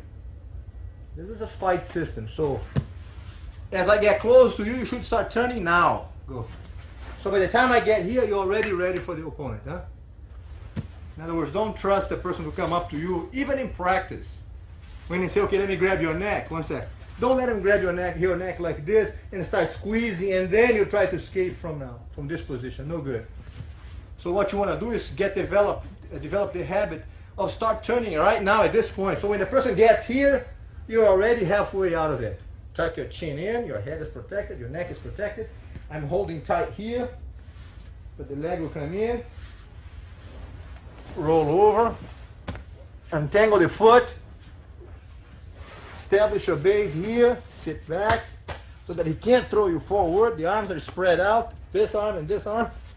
Move out like this, so that even if he tries to jump now, all you want to do is ride along for a little bit.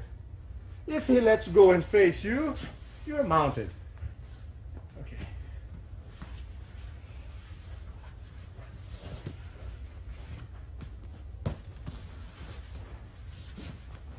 He could grab your neck, tuck the head down, and when you hook that leg and start climbing over my back, he keeps his legs like this and try to resist.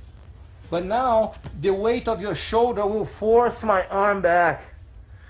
Hold the wrist and complete with a twist on the arm. Okay. Once again, please.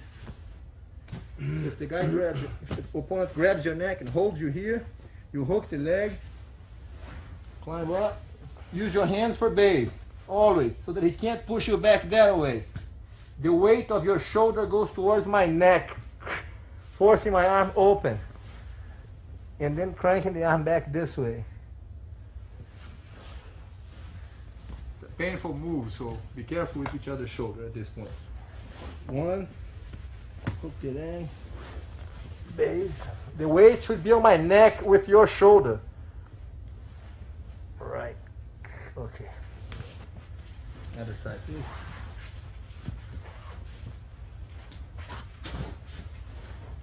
Hold the neck. He hooks the leg. Climbs up. I'm trying to resist not to be turned over. So now the weight on my neck, and then crank the arm up this way.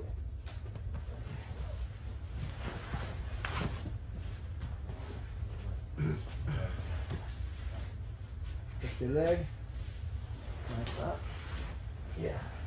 The weight on the shoulder, on the arm, and then come up with the arm over there.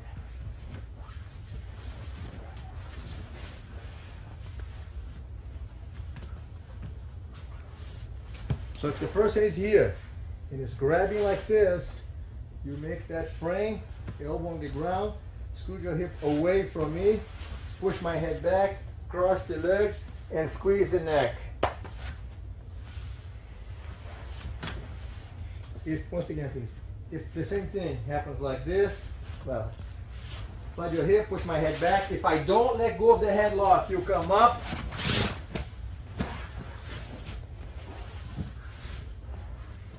step over, spread your hands in base, and you're on the top position, the mountain position.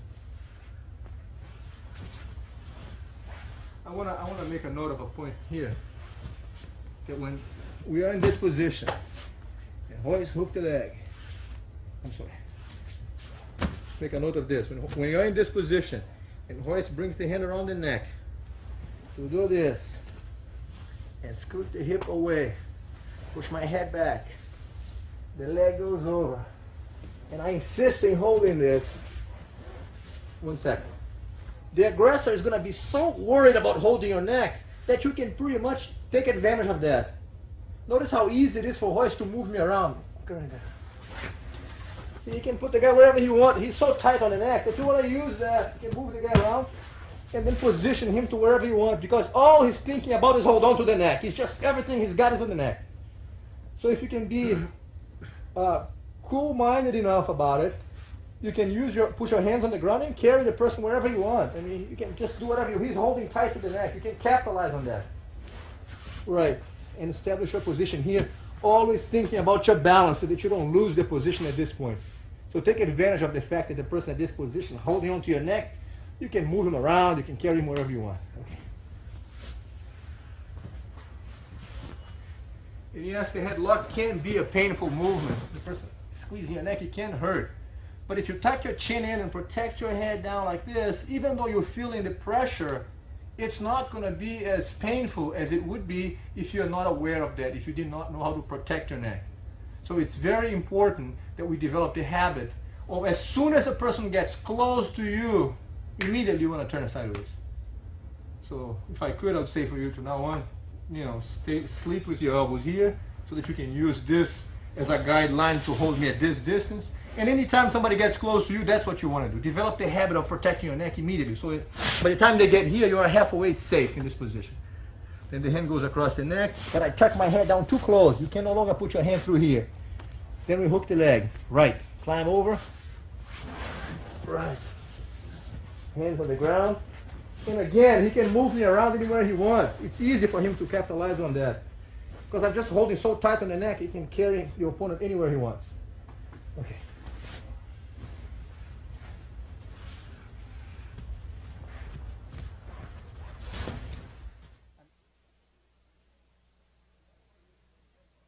Another variation for the headlock is when the person's got your neck like this, and now he knows that you might try this. He keeps the head down against this one, so you can't bring your hand through here. He knows you might try that, so he tucks his legs under and he goes like this to his knees.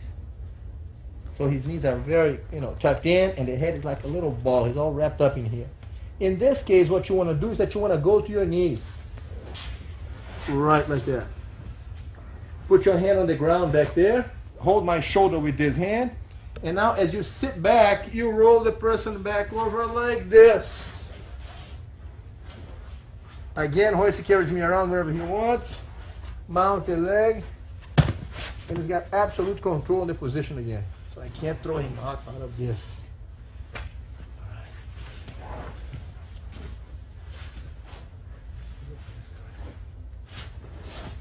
Got him on the headlock on the side like this. And to prevent the blade across the neck, I'm tucking my head down real low. To prevent the hook on my leg, I'm tucking my knees in.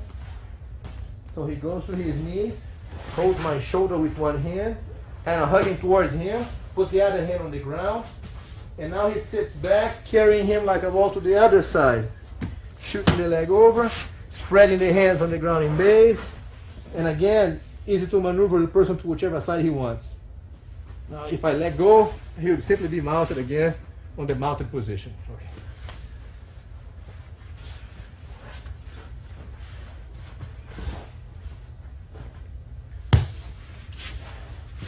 Protect my head down and protect my knee so that you can't hook the legs.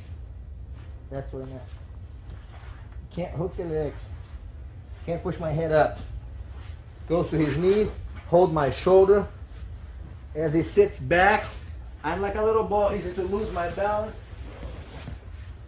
Right here, in this position, mount the leg over, spreading the hands on the ground so that he's got total control on the person here again. Another variation for the headlock is when a person has your neck in this position and he tucks the head down to prevent the hand from coming across the neck here. He'll tuck the leg in so you can't hook his leg. And as you hold the shoulder and go to your knee,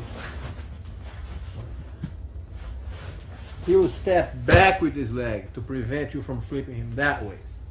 In this case, you step over the legs, put your hands on the ground, and capitalize on the fact that he's holding on to your neck.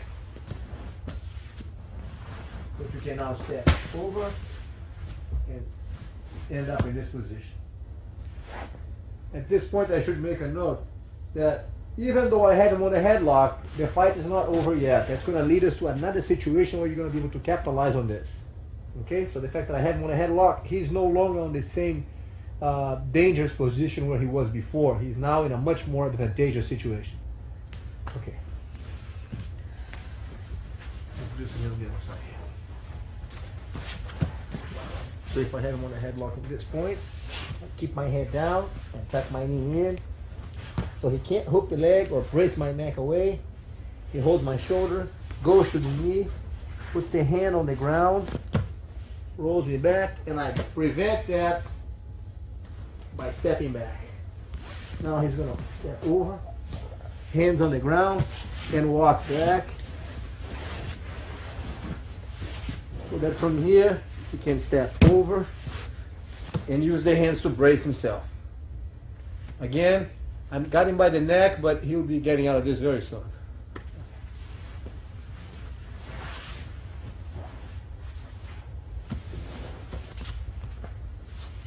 One.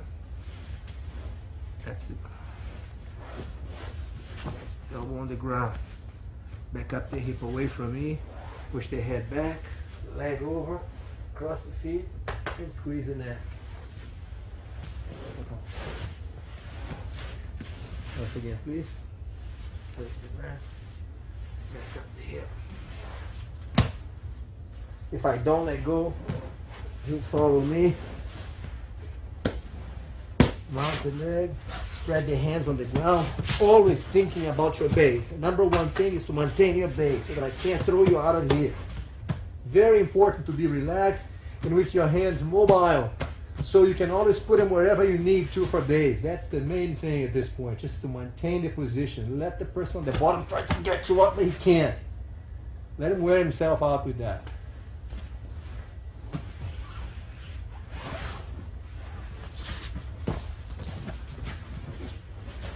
If I hold the neck and tuck my head down so that the hand can't come in, you hook the leg, go to your knee. Use your hands for base. Like that. Rolling back to this side. Remember that if the person at this point would just let go and turn, you'd be mounted. If from this position he decides to let go and turn, let him turn. It's still on top of him.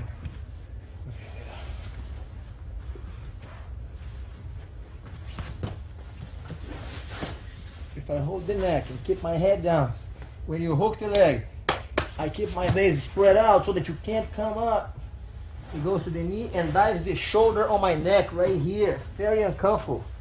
And as he looks away, my arm, you have to let go of the grip and then complete with the arm lock. Cranking the arm back. If I got the neck and keep my head tucked down and the legs tucked in. And hold the shoulder. Roll the person back and go to this position where he can mount the leg, sit back, establish his base on the ground, always with the hand ready to protect himself from falling off.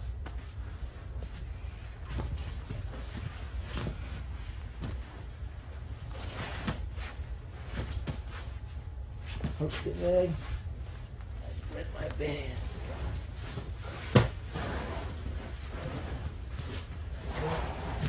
Always in base, grabbing your hands.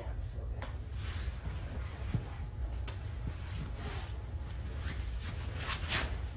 If I keep my head tucked in and he climbs over, and as he's about to roll me back, go. I step back. He just steps over. Hands on the ground, rolls me back, and mount the leg. So that he can now again comfortably ride the position from here.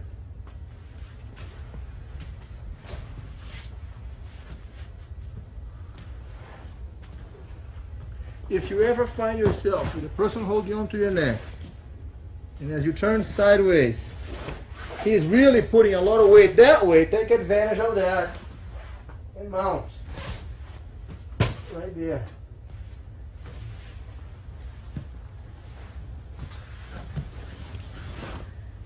In other words, as you escape from these headlocks, mostly you want to feel the balance. You want to see where the opponent's weight is resting. If he's got your neck here and you can feel his weight is all here, it's going to be easier for you to climb up. Right, again. If he's got the weight too much forward here on your neck, easy to hook that leg and climb up that way. Go over his arm, or the arm this way, or the back. If he's got here and putting the weight over it, you can just feel the weight. Oh, just go with him.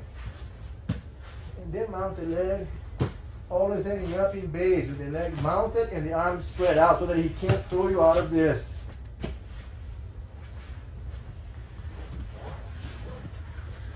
I can't emphasize enough how important it is to always allow yourself a second to establish your base. This is very important, especially because the opponent not knowing what to do, he's going to be jumping, he's going to be trying to struggle and muscle his way out. If you tighten up and tense up and try to use strength against him, it's easier for you to lose your balance at that point. But if you can be relaxed and just observe what he's doing and take your time, establish your base, you have a much better chance to succeed in all these techniques. Not only that, but also the fact that he's going to wear himself out a lot quicker because he's spending all this energy while you're just resting and riding along with him. So that's what you must keep in mind as you're practicing with your partner.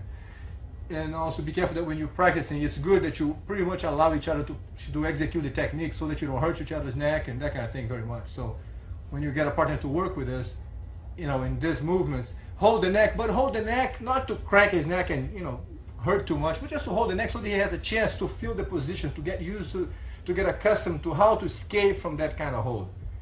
And because you have a little more strength on your arms than he has on the neck, so you just want to hold, kind of relax, so because you want to make it easier for him to learn. And then when you reverse the position, he'll do the same thing to you. It's not worth trying to resist and tighten up too much in the beginning so that you don't have your neck hurt and you have to spend some time without practicing these techniques. Huh? You want to get the most out of this. So the hand is here on the neck like this. Tuck your head in so that if you can't do one, you're going to find always going to be an opening to do something else. So for example, if I'm holding horse's neck like this and my leg is preventing from, there's another chance right here. Then he scoots the hip away, the leg comes over. If I insist on this, he just immediately goes for the next move. Always capitalizing on whatever is available. That's what you want to do. Then from here he would mount the leg. If my leg is on his way, he clears the leg out of the way and mounts. Always thinking about the base at all times, to establish the base. Remember, we'll be getting out of this one here real soon. Okay.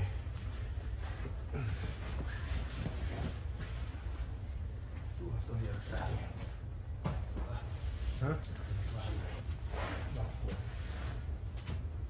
From here, if my head is up, he tries this. If I change, he changes. If I bring my leg in and tuck in, he can go to his knee, hold my shoulder, pull me back. I change, he comes over. walks back. Push the knee out of the way and mount the leg, establishing the base. If I let go and turn, he can stay with me here. Okay. We're now going to see these techniques applied at regular speed.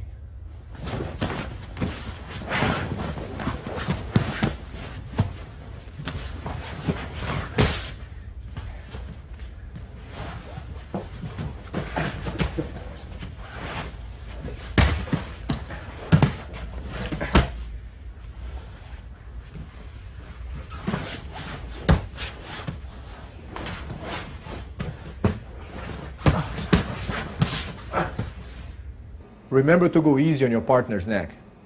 This concludes tape number 2. On tape number 3, I'll show you various applications of arm locks and chokes.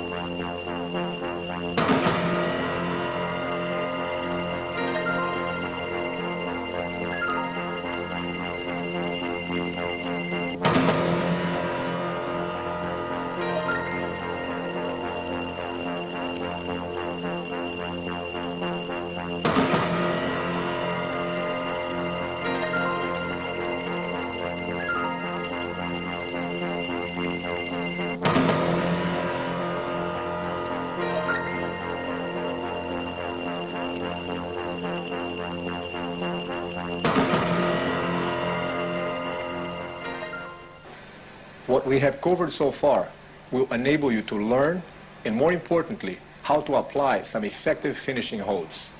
In this next segment, I will show you some basic applications of various arm locks and chokes.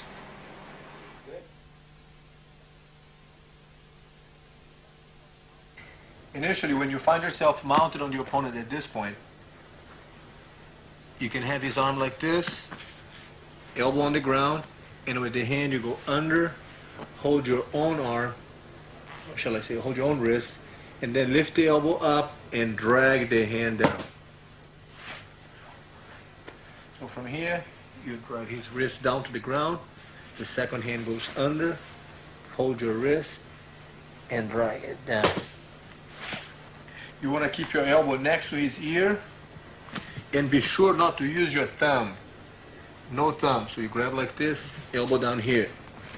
This hand will go under, and then from here, lift the elbow up, and like a paintbrush, you should slide his hand down towards your knee. 1,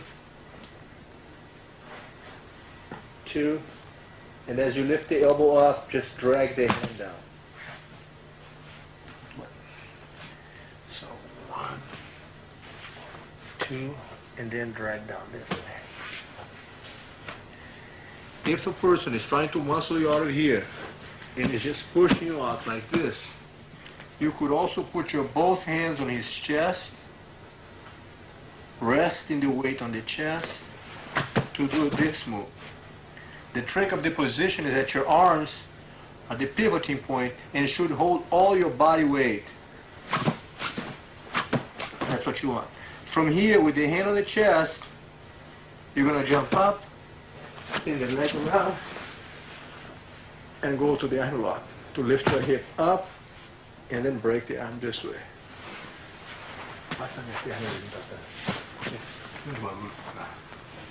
So from here, you put your hands on your chest, you bring your hand outside of his arm and the other hand inside the arm. The arm that's going to get broken should be inside of your two arms. So if you want to catch this arm in the arm lock, you go this way. If you want to get this arm, you'd go this way. Put your weight in the chest, jump up, spin the leg around, and from here, lift your hip up.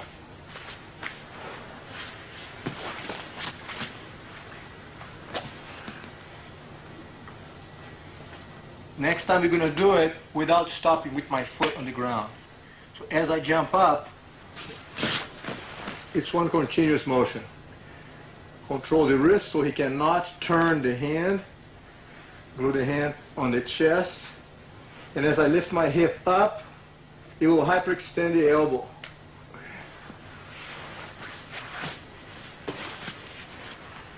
The weight should be on his chest, locking your elbow straight.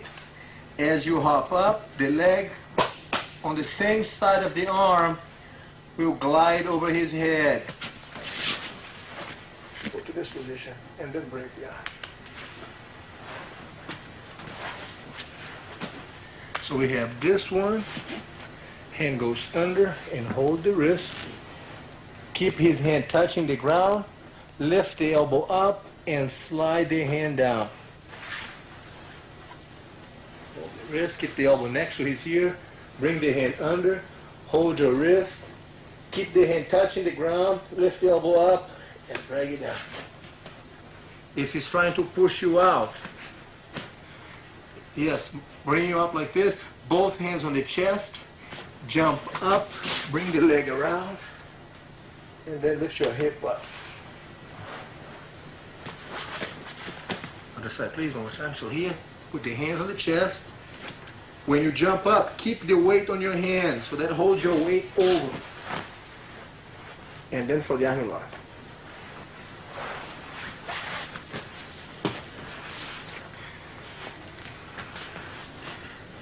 The wrist, lock it, lift the elbow up, and drag it down. Okay. If I'm going for something like this and he tries to push me away, I'm setting him up for the arm lock. And then lift the hip up.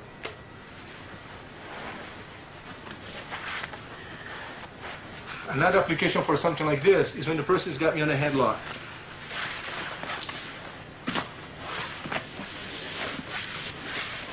He got me on a headlock. Then I hook my leg. Climb over. Roll out. And I find myself in this position that we have ended up the other previous set up. From this position, after using my hands to establish my base, even though he's still heavy on the headlock, I'm on top of him in a mounted position and with my base comfortably set at this position.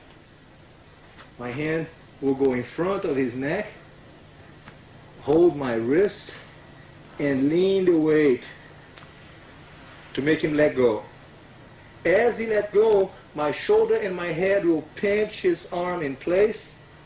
I'll put my hand trapping his arm, other hand on the ground, and pivoting on this hand, I will bring the leg over for this kind of arm lock.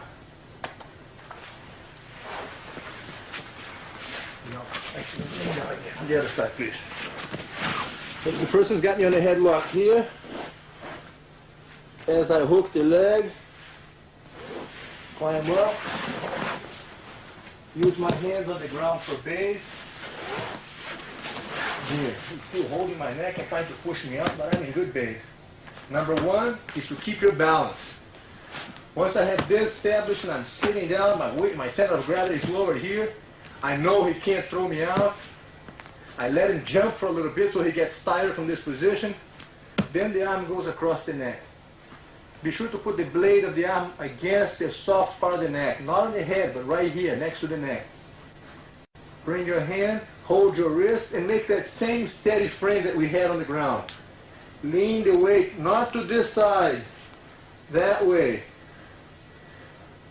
From here, trap his arm, hand on the ground. You might want to bring your knee up a little bit because sometimes if the knee is too far back, it's going to be more difficult to bring the leg around. Whereas if you have your here and you bring your knee up, it's easier. It's a shorter trajectory to cover from this point. From here, weight on the hand, spin the leg around. The arm is strapped at all times and easy to break at this point.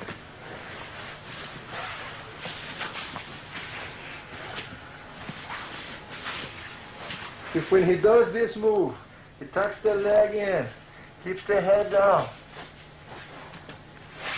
Go to my knee, rolling back. Here, clear the leg out of the way. Mount the leg. Always taking my time, there's no rush. He's not going to escape from here. If he would let go of my neck, I'll be mounting on top of him like this. So I'll be alright. If he does remain holding my neck like that, I want to take my time, establish my position, and then bring the hand in front of the neck, the other hand. Be aware at this point that instead of putting the frame on the neck and lifting your head up, which brings a lot of force and makes it very heavy on your neck, because if I try to lift my head up, I'm using the stress of the back of my neck against his arm. So if he holds tight, it gets heavy on my neck. Don't pull your head up at this point. Instead, make a frame with the arm and lean the weight forward so that the pressure is transferred to his neck. Instead of you having to lift your head up, do this, dive into his neck until he lets go. Then you trap the arm, your hand is already here, the leg is right behind his head, and we are back into this to break.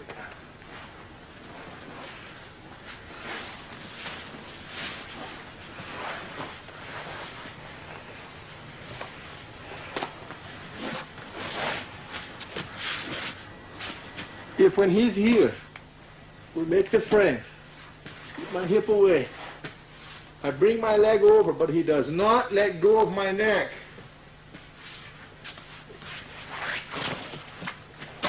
I go to this position, in base, bring the blade across the neck, he lets go, trap the arm, and back into the arm lock we go again. Besides the arm locks that you have just seen, we can also apply a finishing hold if the person on the bottom has you in this position, which is, by the way, a common finishing for headlocks. You might find yourself in this position after escaping from a headlock. So from this point, you want to make sure to establish your position here, with your hands on the ground and your weight leaning back. Bring the hand across the neck, lean a steady frame, not to lift your head up. Be sure that you lean the weight forward. Grind the neck. Put your hand on the ground. Trap his arm. With the weight here, bring the leg over the head and complete the arm lock. So the other side, please. You got the neck. Brace yourself with your hands. Sit back. Hold the weight down here so he can't push you off. The blade goes across the neck, hold the wrist, knee behind the head, lean the weight forward, trap his arm, hand on the ground, and bring the leg over to do this. Then lift your hands. If you find yourself with a person hold on to your neck like this, holding on to your neck, and when you do this move, always be ready to let go of it. Number one is your base. So sit back. Find yourself comfortable with this. If you find yourself with the weight on the neck, and as the person lets go, if you feel that your leg is not limber enough to come inside of his head this way here, because actually what you're doing is that you're bringing the leg above his head, it would be okay to put your hand right on the person's head. Here, you will require that your leg comes up real high. If you put your hand on the person's head, it gives you a little more height to bring the leg over. It might make it easier. So if the person got you in a headlock like this, establish your base, no rush. As you go for the movement, always be ready to let go. Number one thing is to be relaxed and ready to ride the position, no rush. The blade goes across the neck. Trap this. If you ever find difficulty in bringing this leg over the person's head because he's too wide, he's got the head way too high, put your hand right on the head, use this as a support, and bring the leg around. To then complete with the lifting of the hip to break the arm. Okay. All right. Another common finishing hold is when the person is inside of your leg like this, okay? You're gonna hold the wrist with one hand, the other hand goes over and across your legs, the hand goes over, hold your wrist like this. So it's 1, 2. 1, 2. Both my feet on the ground. With the weight on my feet to push me back and a good grip on my wrist, I don't want to push his hand back that way. Instead, I want to use my legs and drive my weight back with it, bringing his face to the ground. I will use this foot on the ground to slide my hip away from him, and then with the hand, keeping his arm against my chest so that he doesn't have the mobility to move this away, I'll keep it glued on my chest and keep this arm in an L position here. Drive his hand that way. From here, 1, grab the wrist, feet on the ground, lean back, slide your hip away, and you could even either trap his foot with his leg or bring your leg over his back, either one. The arm glues his arm against my chest, and this hand will drive his hand straight up that way. Hold the wrist, sit up and hold your wrist. From here, both feet on the ground, lean the weight back, keep his arm squeeze against your chest, scoot your hip away and drive his arm. Important that you don't bring his hand this way. That's not what you want. You want to bring the hand in an L position this way, that way. That's where you're going. Have the wrist and crank it that way. From here, legs should be always crossed. I'm going to sit up, hold the wrist, uncross my feet, put your foot on the ground, drive my weight back, bringing his face to the ground. With this foot on the ground, I'll slide my hip away, put the leg over here, and glue his arm to my chest with my arm here. Then this hand will push it forward. You want to feel the snugness of his arm against your chest.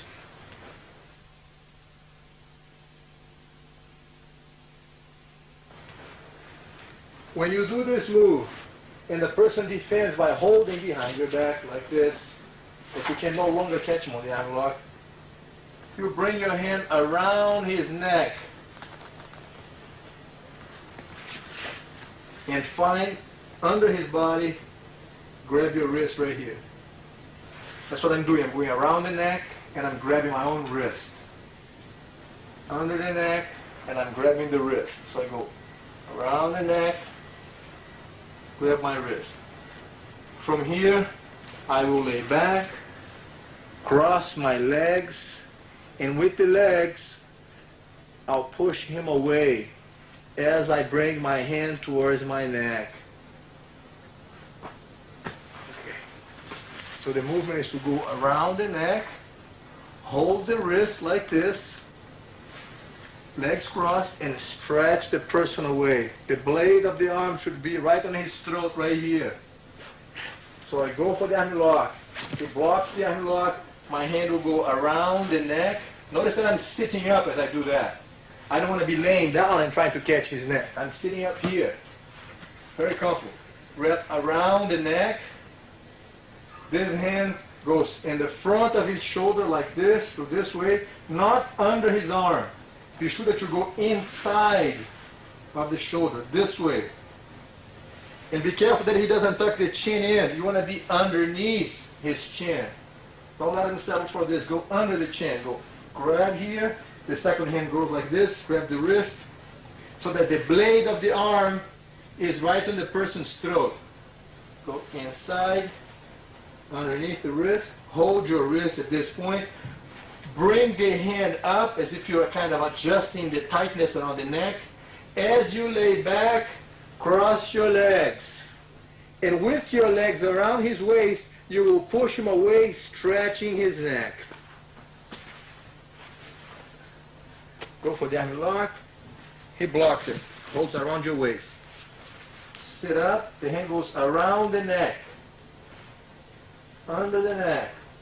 At this point, I'm already adjusting the neck.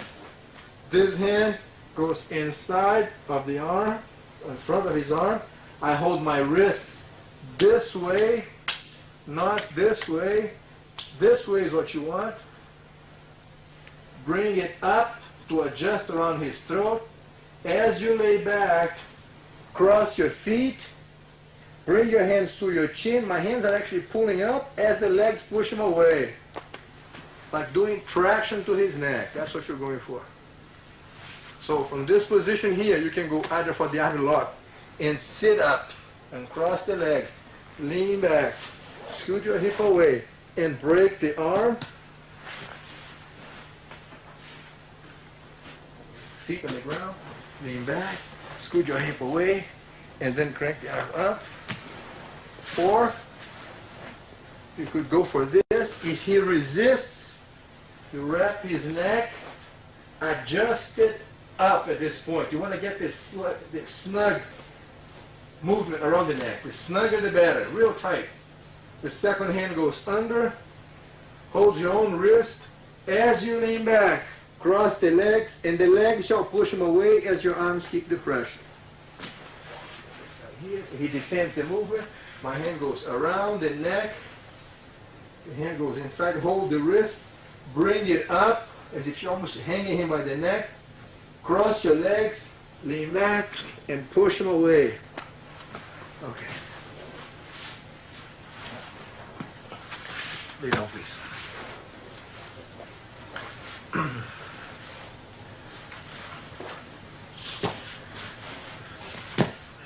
This move, bring it down this way. This way. Person tries to push me back, hands on his chest, and then the arm lock goes from here.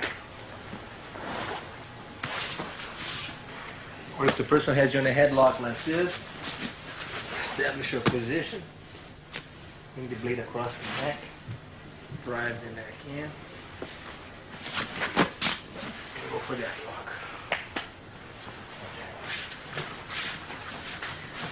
Now we're going to see those finishing holds from when Royce was inside of my guard from another angle.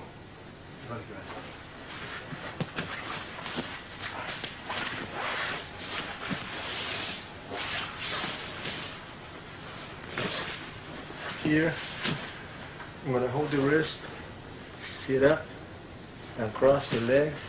Use my feet on the ground so I can lean back with the weight, scoot my hip away, leg over, and force the arm that way. Hold the wrist, sit up, and cross my legs, rest my feet on the ground so that I can use my feet for support. So as I drive my shoulder back to the ground, I'll scoot my hip away, bring the leg over, and then crank the arm that way. From here, if he resists by holding his wrist behind my back, as I go for the arm lock, I'll sit up, wrap around his neck. The hand will go in through here. I'm holding my own wrist. I go around the neck, into the wrist, adjust the movement up way into the throat like this with the blade of the arm. As I lay back, I'll cross my legs and then push him away with the legs and pull the hand up. So I go for the arm lock, locks like this. My hand will go around the neck. This hand will go from the inside, holding my own wrist. Take the slack out of it, way up, adjust into the throat. Lay back, cross my legs, and then as I push him away with the legs, tighten up his neck.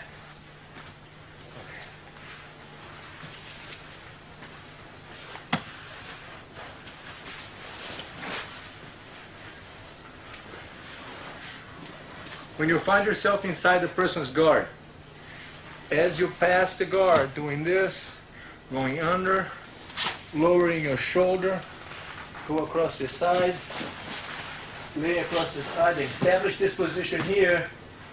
It is a good opportunity for you to do this move. Hold the arm, second hand goes under, hold your own wrist, lift the elbow up, and slide his hand down. From here, the hand is down here, second hand goes under, lift the elbow up, and slide the hand down. So if I'm across this side here, hold his wrist, glue the hand to the ground, and keep your elbow next to his ear so it fits here. This hand goes under, holds your wrist, lift his elbow up, and slide the hand down. So from here, hold the wrist, the hand goes under, and from this position.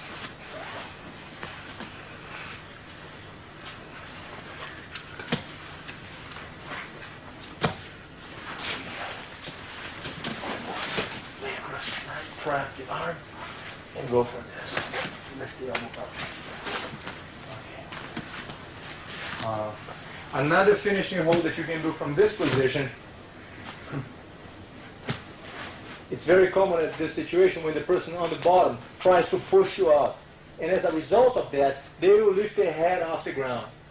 As they lift their head up off the ground, you should put your head on the ground and with your hands off the ground, wrap around his neck. Around the neck. Turn your body sideways. With this leg, you step over. With this hand, hold your own wrist. Rest the weight on his neck. Take the slack out of the grip. Make it really snug. And then arch back. I'm on the side like this. He tries to muscle me and lifts the head up. It's a very common move to be used in a street fight. Everybody lifts their head up. This hand will go around the neck, underneath my body, with my head on the ground so that I can use this hand. This hand holds my own wrist. Notice that I position my body sideways so that I can bring my foot over. This is the position I'm in. There's no weight on my arms that I can't move it. I have my head on the ground, my knee on the ground, my foot on the ground, so that everything here can be moved very easily. There's a lot of space between him and me. So as I go around here, look, my arms can be everywhere. Very comfortable position. My hand goes under. Be sure to adjust his neck. Let the weight rest on the side of his body like this. And my body sideways. And then from here, adjust the arm around the neck and then arch back with the whole body. Just illustrate this thing for a second here. That if the person is laying down here and I'm across the side, it should be like a bridge like this. So when my hand goes around the neck, you hold your own wrist. That's what you're looking for. So the hand goes around the neck and you hold your wrist. Around the neck and hold. That's what I'm doing underneath my body at this point. So from here, I go around the neck. I hold my own wrist. Adjust the neck. Step over. And not with the arm strength, but with the whole body is what gives me the leverage for the squeeze. It's not the arms pulling as it is the body arching back. So he's laying aside like this, laying down. I'm with my elbow on the ground. I feel the person lifting up the head. I'll put my head on the ground. I'll bring my hand around and under my body so that this hand now holds my own wrist. Turn the body sideways, step the leg over, and with the body, I will arch back. Please wait. In a movement like this, it's important that you feel that the movement, when you go around the neck, you get it really snug around the person's neck. Because if it's a little bit loose, there will be slack and the circulation will be happening on the neck. You want to make sure to go around the neck, and with your arm, keep it very adjusted. So every little bit of arching of your back will take a big effect on the person's neck. Will increase the pressure tremendously. So from here, person lifts the head up, the hand goes around, put my head on the ground, the hand goes around the neck, I hold my own wrist, turn my body sideways, step over with the leg, rest my weight on his neck at this point so that I can be very comfy, very snug with him. And then when I arch back, it's with the whole body, it's not the hand. Okay, one more time on this side here, please. From here, I notice the person lifting the head up. I put my head on the ground, go around, turn the body sideways, hold my wrist, step over, and then the whole body arches back. Okay.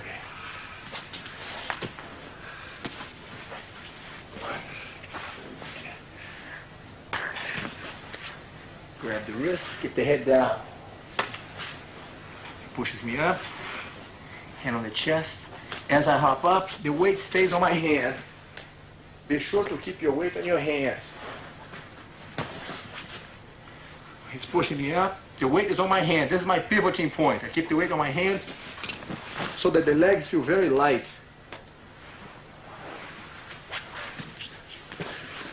If the person grabs me neck, by the neck, establish my base here, bring the arm, dig it in, hand on the ground, trap his arm,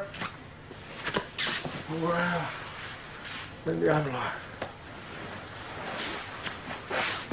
Other side, base number one, always relax, take your time here, lay it across the neck, lean in, trap the arm, put your hand on the head if you need be, and spin the leg around. Then lift your hip up. If the person is inside of your guard like this, you want to go for the wrist. If he's holding your arm like this, bring your hand under, just as a means of letting go of the grip. So if the person's got your arm, just go like this, hold the wrist, sit up and grab your own wrist. Feet on the ground, drive your weight back, scoot your hip away, and bring the arm straight forward. If I go for that lock and he blocks my waist, I'll wrap his neck, my hand goes inside, lay back, push him away with the legs, at the same time that I pull my arm up. I'm locking here, hold the wrist, scoot my hip away, drive the arm up. And if I go this way, he resists, my hand goes around the neck, other hand goes in here, push him away and squeeze the neck. We're now going to see the application of these finishing holds at regular speed. There you go.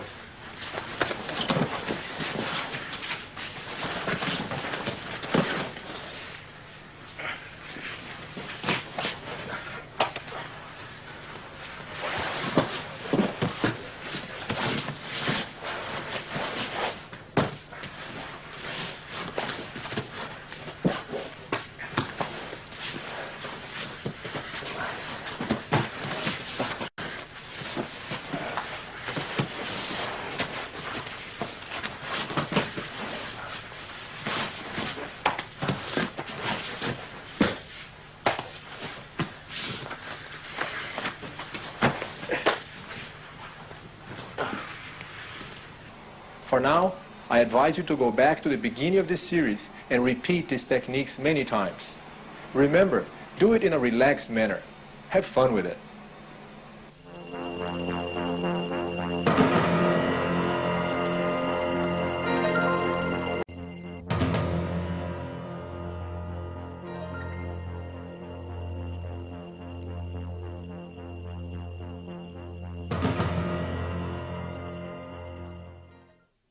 Hi, my name is Gracie.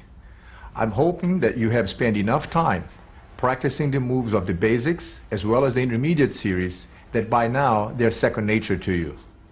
This is very important because if I were to show you too many moves at one time, although it may impress you, it would not be the best way to teach you. Since I'm not here to impress you, but to teach you right, I have prepared this advanced series with the idea of continuing your systematic and efficient way of progressing in the art of Jiu Jitsu. I'll see you in the mat. In this tape, Royce and I are going to show you the defense against several attacks on the mounted position. Also, how to escape if your attacker is mounted behind your back. Ready to go, Royce? Ready?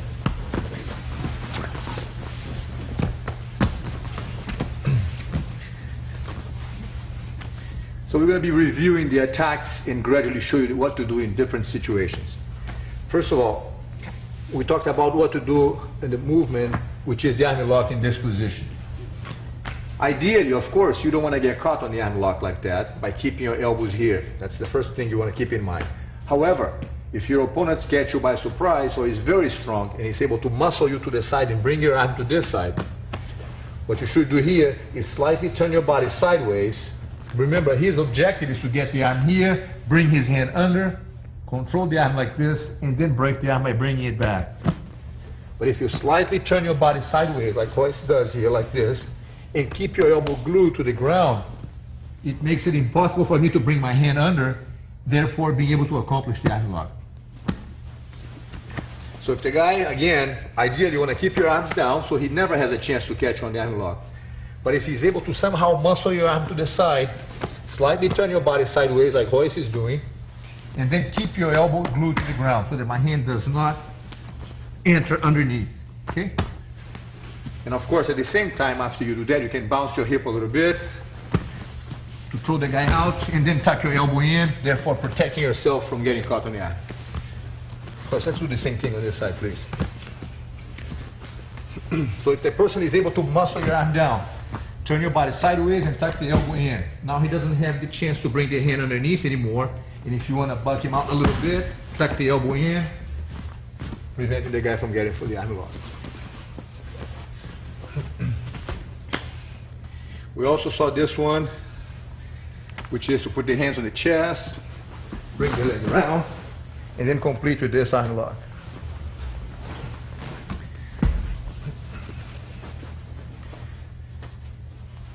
There's absolutely no reason for you to get caught with the arm sticking out like this, because if your arm gets caught, you're asking for the arm lock. So, once again, your elbow should be here. Wait for your opponent's attack, so when he tries to make a move, you then work on your escape. But sometimes you might get caught in this position for whatever reason, and he was able to force the arm to get to this position.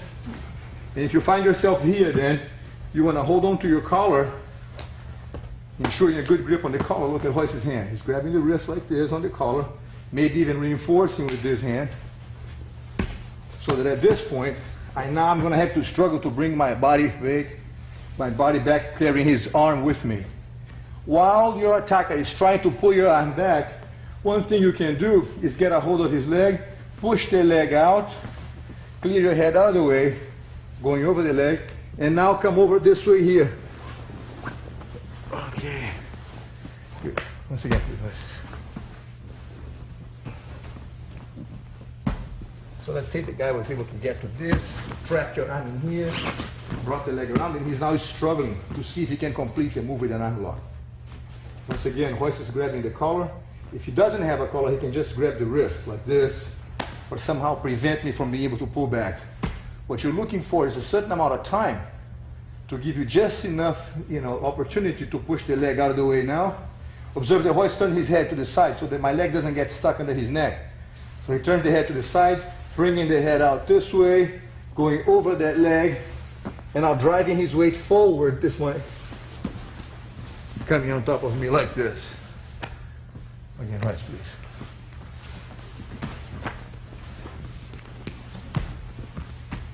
So now the guy does this move here.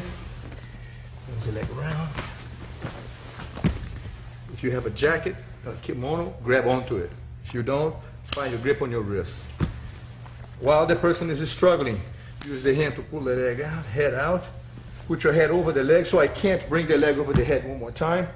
He now turns, goes over him, and ends up in this position.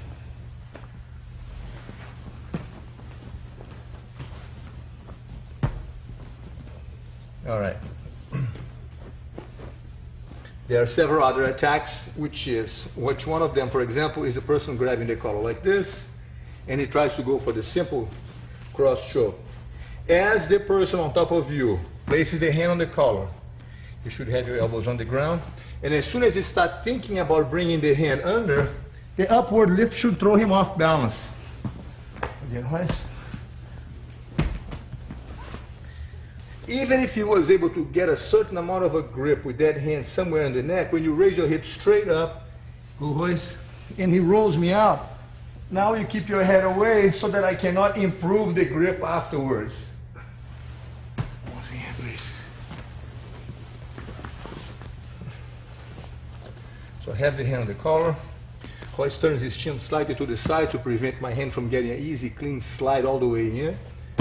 While the guy is struggling to get the hand through, he can now roll him out. Upward lift, and out he goes.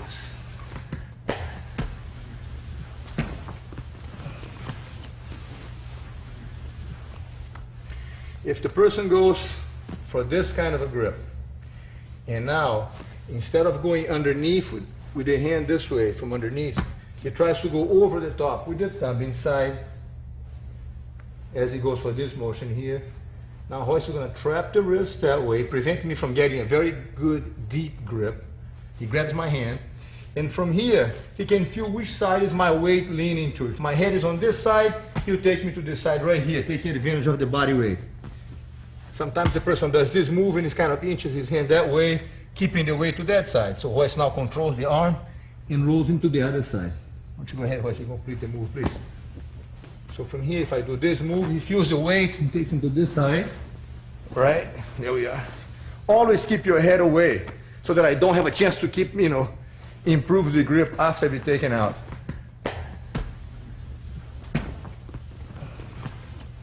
From here, if I go for this move and I start insisting this way, he prevents me from getting a great grip just because I'm, controlling this hand on my wrist. Now he can obviously feel my weight going to this side, and then take the guy here, aware of the hand so that I can never improve the bite. Yes.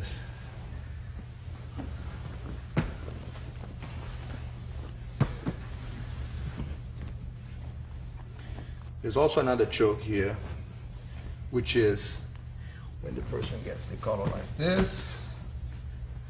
the kneading choke as we call it. You bring the hand with the cloth across the neck, pull on one hand, and drive the weight in with that hand. That's the idea, is to go like this, keep the cloth taut so it's really snug around the neck. The bony part should be right here, the knuckle should be right here by the carotid artery, and then I go like this. As I lean the weight down, pull one hand and push with the other. That's the plan. As I try to go for this move, Hoist then reaches over with this hand, the second hand right on top, and then brings my hand down back that way. Because what I'm using is primarily my body weight leaning forward, there's no way I can stop him from just bringing it back all the way. I have too much leverage by pulling back this way. So let's go ahead and get a good grip and then pull back. Notice that sometimes Hoist will even tilt his body a little bit, which will increase his leverage to bring my hand back to the opposite side. If I have the hand going this way, he comes in, there's a little leaning on the body, and then he kind of brings it back. Okay, once again, please. Way in. Also, good. It's important that the first hand to overlap mine should be the hand on this side, the same side arm. And then the second hand just comes in and complements on the top. If I use this side here, he'll use this hand first, and then the hand comes back and pulls it back this way.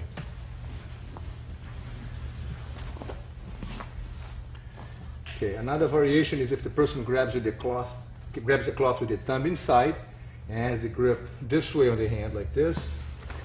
The second hand, my intention now is to grab the other collar and like a guillotine, bring it across like this. So I get a good grip with the thumb inside. The second hand I want to grab here, take this slack out, and then bring the blade across the neck this way. My idea is to bring my elbow all the way down to the ground so that I can choke him this way. As soon as I grab the hand on the collar, first hand goes on the rib. The second hand, he brings it over this way so that with the armpit, he can now block my forearm and the blade of my arm from going all the way down. So even if I put all the way here, take your hand off for a sec. Just this hand alone prevents my arm from going down. I can't put enough weight to, hurt his neck. So I grab the cloth, you secure the wrist. I grab the cloth and I start doing this. It just brings the hand over like that. Give it a lot of leverage in this case. I can't squeeze down no matter what happens. The other side, please, hoist. So if I grab the cloth this way, in the second hand, like I said, my idea is to grab this and tie and pull the cloth back. He holds one hand here and the second hand goes over with the arm this way. That makes my arm fall right here into the groove of his armpit this way, so that I can't push down anymore. There's a lot of leverage with this part of his arm. Grab here, bring the arm over. Once the arm is controlled, he can again feel which way my weight going to. If my weight is leaning that way, he just pulls the guy out and ends up on the guard this way.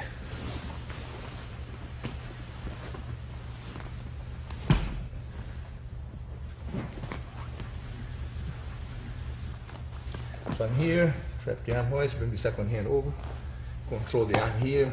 Even if the guy is really strong, he wants to muscle, there's no danger. The arm is very safe at this point. Controlling the arm. If my weight is going to that side, he just takes the guy and goes with the floor.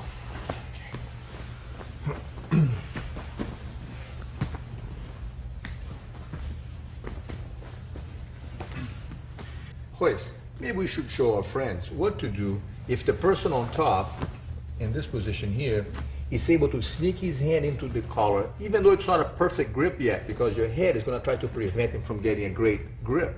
However, roll him out, boys, and we fall into this position. And now he still has a kind of a half good choke. At this point here, boys, what do we do now? Hold the collar, leg up, go for the choke. As more that you pull me, more I will choke you. Okay, lock the arm, turn the body slightly sideways and lean the weight on the person's neck. I see. Once again, please. The guy's here, has a good grip on the cloth. He's bringing the second hand in, you roll him out. He insists on the choke. He's trying to improve the choke. Bring your hand across the neck.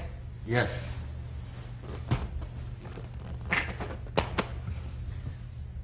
In other words, the more I pull him towards me, the more that arms will choke me. Make sure that as soon as you roll him out, not to let go his wrist right away until you get this grip. Like that. Now I go for the choke. Great.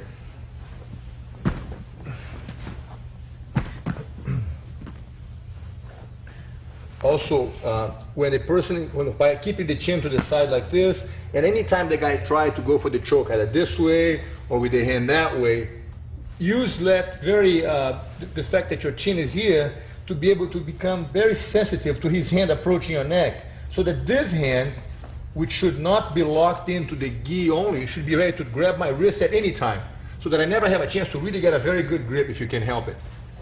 So if the guy's trying to go for the neck, just, yes, prevent it, and now roll him out, hoist.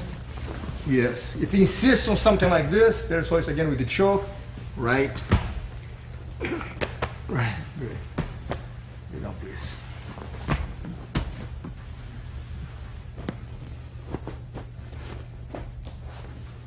Okay.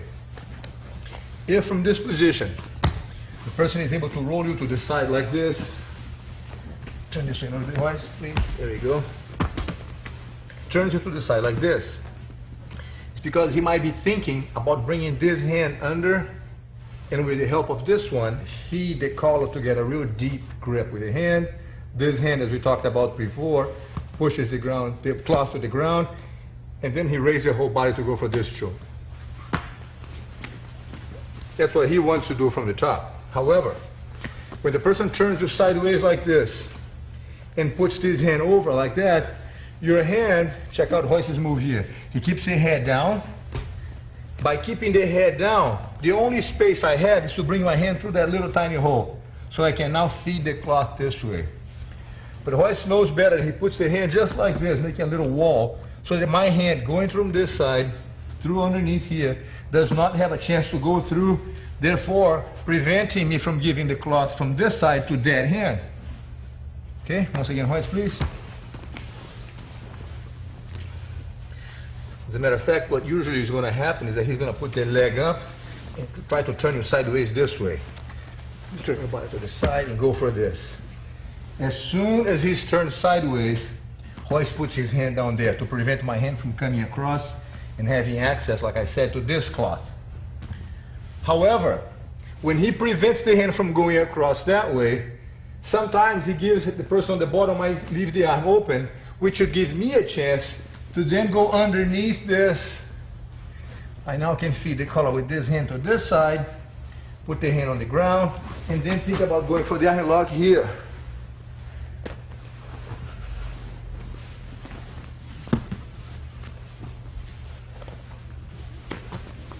So you turn sideways, he blocks a little space. I now want to think about going this way here. I want to do this. However, if you glue your arm, if you become aware of this, and make sure to glue your arm next to your body, I have not the opportunity to go through here. I lose the chance of going through here. So not only you've stopped me from going through here with that hand connected to your neck, be sure to keep your head down, because if you keep your head up, even though your hand is closing that little gap, there's a huge area for me to go around, and I still have access to the neck. So keep your head down like this. I can't go through this little hole. The elbow is now glued to your body, so I can't go for the arm lock either. So I'm trapped on both sides. Then you're going to say, well, so what? You stay here, but you're still on top. The bad guy now is still on top of you, trying to win the fight.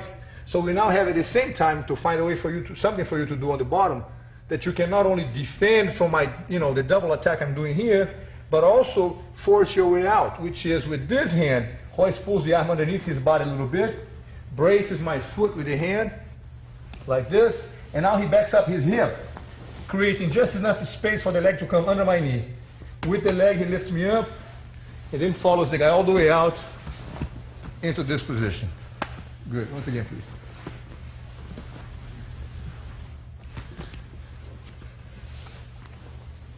So this is called the double attack, what I'm doing, because I'm thinking choke, and I'm thinking arm lock. So I put the leg up, which prevents me from being rolled out. I go like this, put the hand on the collar. As soon as he secures my wrists and controls the arm, I'm thinking to myself, if I do this, he might roll me out. So I put my leg up so that he can't roll me out anymore. This is going to prevent me. Horse, won't you bug up that way? My leg is going to prevent me from falling out. I have a good base in this position. So at this point, he down brings the hand under my arm and turns his body sideways. Back up, Horse, again, please. Notice that he's making sure to bring the hand under my arm. Because if Hoist just turns over that way, it'll be easy for me to capitalize on the move and control his arm for the arm lock. So at this point, I put the leg up, he turns his body sideways, bringing the hand under the arm. That hand has a specific objective of trapping the hole and preventing my hand from going through. He closed that little gap, keeping the head down. I can't go through here. And because he's keeping the elbow glued to his body, I also can't go for the arm lock. While I'm trying these two things, Hoist's hand goes into the foot, braces the hand in the back of the foot, and scoots the hip away. Back up for a second, Hoist. Notice that my foot doesn't really move. He's not trying to muscle my leg away, pushing my foot that way. He keeps it here, brings the hand under. His hip, his back is what moves away. Look, he's the one moving back. Now the leg goes underneath this way, and with this leg, lifts the person all the way out and end up in this position here. Great.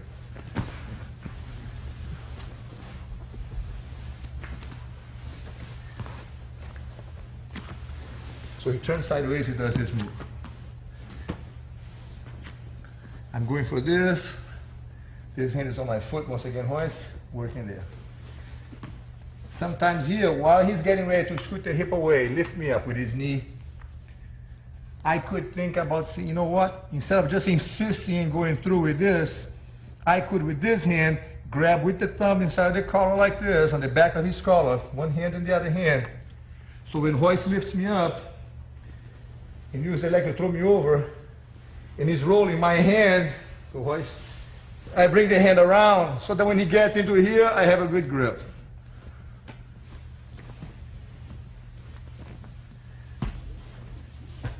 So I'm here.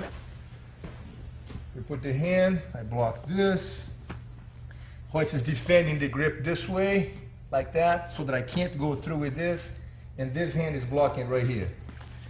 So now he backs up the hip, got the hand on the foot. While I start feeling that I'm going to lose my balance anyways, this hand, in a very last resort, from here, grab with the thumb inside, lift your head up a little bit, Royce, thumb inside like this, and then as he rolls me over, while falling, I want to bring this hand over here so that I can end up with the choke. However, knowing better than that, Royce, at this point, Royce, please once again, when I grab the cloth, he's not only thinking about the foot, he's thinking of everything else. So when I roll, he keeps the head up just enough that I can't go around. I no longer have the chance to do this move because he's aware of that grip, keeps the head up, so I can't bring my hand around, therefore, no danger.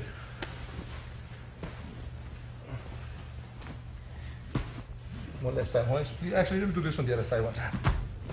So from here, as soon as you see that leg up, you want to turn your body sideways to prevent the person from having easy access to this and this hand. Everything is locked in, so I can't attack him from either side. Once he has this position secured, I'm still going to be trying to bring that hand. Royce now brings the arm under his body, brace the foot.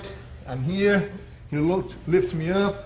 As he's throwing over, he keeps the head up so I can't go around. Because if he forgets and keeps the head down, I will have a chance to do this move. Right. But Royce just doesn't forget this kind of thing anymore. Which reminds me, sit up for a sec. Which reminds me of one thing. Every time you find yourself in a little tiny bit of action here and there, these are not just isolated pieces of movement that we're seeing here. They're all part of a huge picture. And that's why it's so important that you get each one of those movements and drill them over and over and then put them in context with everything else in the picture, like a puzzle. If we just give you a whole bunch of little pieces of a puzzle, you know what I'm saying, and you try to put everything together at the same time, it's confusing. So you have one area that you work with and then another area. You know, you put all the yellow pieces here and the green pieces there and the blue pieces there. So you work those things and then eventually the picture starts taking shape. Because if you try to guess where the little one goes in the middle of everything else, it's very confusing. So you help your brain and your body to work better if you get yourself the time to just kind of drill a little bit at the time of these positions, a little bit here, a little bit there. So that's why when we show these instruction videos, we make sure to give you just a chunk of information in one area so that you can get that area and just really slice it real thin with as much information in repetition so that you can practice that thing over and over to really be comfortable with that level of movement, with that series of movements, okay? Of course, we got a couple more moves in this situation here. All right, so we did this. You turn your body sideways. He brought the hand under my arm to make sure that I didn't have a chance for the arm to lock. Blocking down here, defending this. Now, I'm on top and I know that he's got everything defended correctly. And I can also feel, let me turn this way a little tiny bit. And I can also feel that he's now working with this hand. I can see the hand working towards my foot, which means that if he's doing everything right, he will be able to take me out. So at this point, when I feel that everything is blocked correctly, in other words, like a chess game, every time I have a move, he has a counter move. Every time I plan on one little attack, he has something that corresponds to that. There's no such a thing as an attack that I may have that works every time with everybody. Impossible. So every time I try something, he has something. I go here, he has a little, defense for each one of those moves that I might try. Like I said, he's now working on this. I can see he's working on his defense. So at this point, knowing that he's got something to get me out shortly, I'm going to embrace him. And from here, I'm going to bring my weight. I'm going to kind of glue him to my chest. And with my whole body weight, carry him with me. Opening a whole new opportunity, which is to now bring him back and go to his back by hooking that leg. Positioning myself behind his back, which would give me the chance to keep attacking him no longer from the mounted position, but now from the back mount position. Go ahead, stay down, please. So I'm here. He's got this block. The hand is there, defending everything. He's not working on the escape. As soon as I see him thinking about this, I'm gonna get a hold of him, pull him back, and go and hook him this way, ending up with the hook on the legs that way, so that we can control. Now that I have the hooks, if he rolls, let's roll one time this way here, I still can stay behind his back. If he goes the other way, see, the legs will enable me to stay behind him and continue a whole new front of attack at this point. Lay down, please, boys. Turn sideways. I'm trying to go here, blocking both sides. The hand goes onto the foot. As soon as I feel him doing this, I'm going to pull him back to do this move. If, while blocking here, I was able to bring this hand through and catch the arm this way, starting to, prepare myself for the arm lock. At this point, Royce is going to turn himself facing me like this, keeping the elbow down, untangling that trap that I had, which is going to force me to go back to this again, have a whole new start, and then try to do this move, which brings him back to square one. So he goes like this, and this.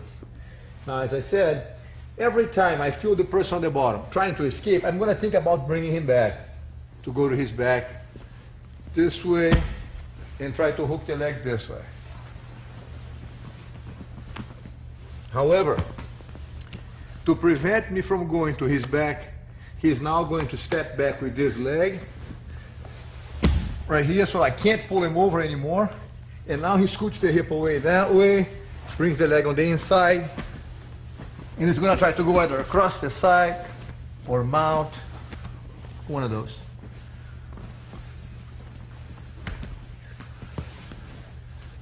So the person is on top, trying to attack the arm and the neck. When I'm going to pull him over, he steps back, scoots the body away that way, and try to go on top of me this way here. Again, Royce, please.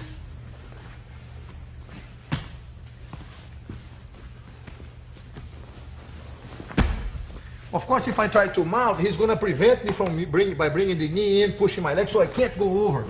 Then hooking the leg, yes, and then going across. Okay.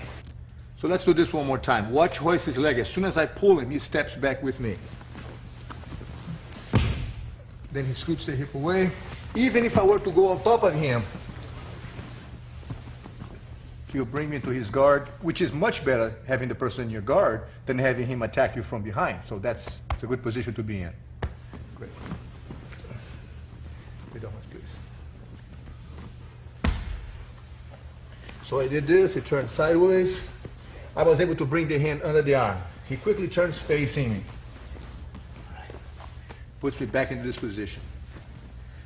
Which leaves us one more move, which is when I'm in this position here, we talked about grabbing the cloth like this and using the knuckles like a nutcracker to squeeze the neck. The movement is to go like this and choke the person this way. However, as soon as he feels my hand grabbing the cloth, he brings the arm inside like this to trap my arm, preventing me from having the angle to squeeze his neck with the hand on this side. He traps my foot, controls this arm, and then raises the hip to roll me out this way.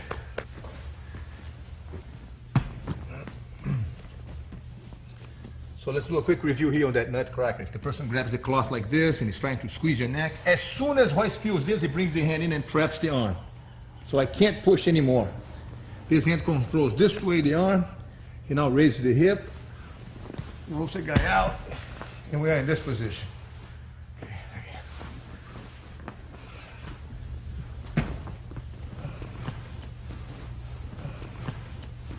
his hand controls this way the arm. He now raises the hip.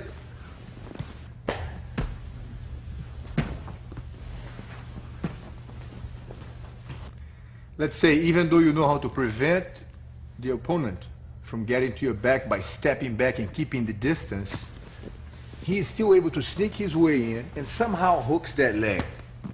In other words, you find yourself here now with the guy behind your back trying to bug your neck. We have talked in the past about, the choke, this one here. There's no defense for this move. Once the person knows what he's doing and catches it right, that's the end of that. So you better not get caught this way, all right? However, there is different attacks and other chokes that he might try. For example, something like this, that he will try to grab the cloth, and then the second hand squeeze this way.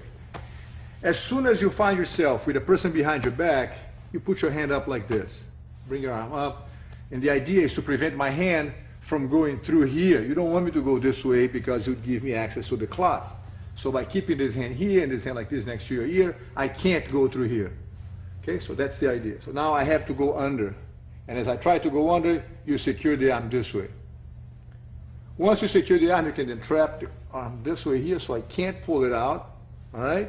And then you're going to drive your weight to the side. Once again, hoist, please. So from here, you keep your hand next to your head like this, sealing this part really tight so I can't go through. He says to himself, well, I'm not going to go through here because I can't choke anyways. I'm going to go with this hand on the collar. This hand on the collar, one hand on the collar, it's okay because he can't choke you with just one hand. This kind of choke, he needs the second grip. So as soon as the person grabs the cloth like this, you're going to use my hand as a guiding for you to know which way you should fall to. So if I grab the hand this way, is as if I'm pointing your way out. So I grab the hand here. You already know you're going to have to go to this side. While I try the second hand, I strap the arm like this. I can't get my arm out. And now scooch the hip away. And then slowly inch his way out to be able to end up mounted on me if you can. Something like that. One more time, hoist, please. So always the hand is already here. So even if the guy is going for the choke, control the arm so I cannot get a good grip on this cloth, because back up for a second. So you don't want me to do this move and then have an access with this hand here, because now the choke is going to take effect. So the purpose of this is like a net. As soon as my hand comes under, he traps my arm, preventing me from grabbing the other cloth. Now with this only trying to squeeze this, there's still enough space, there's enough slack on the cloth that if I pull here, he gives him time to resist a little longer. He now lays down, puts some weight on the head. That's the trick. Keep your head down here, leaning this way so that I can't lift you up. The head stays down, so put all your weight down. Then he kind of squirms his way out. The hand on the knee is to prevent me from mounting. So as soon as he gets to this point, by keeping the hand on my knee like this, I can't mount. But if he doesn't do this, I'm going to mount and get to the mounted position again. When I put the hand on the collar like this, you secure the arm, so I can't grab a second hand on the other collar. One hand only is not enough for me to get a good grip on the choke. Hoist now uses his legs. What pushes his body to the side is that he's using the legs to drive the weight back like this. I can't stop it because my legs are using a hook. I'm busy with this. He now drives his weight this way. And he now starts to scoot the hip away. Look. Right. Either mount, or if I try to mount, he's got the hook to keep me up from mount, to lift him up, boys. Either go this way, or even if you're able to go on top of the opponent. Now he has me on his guard. Once again, it's better have the person on your guard than have him behind your back trying to get your neck. Once again, please.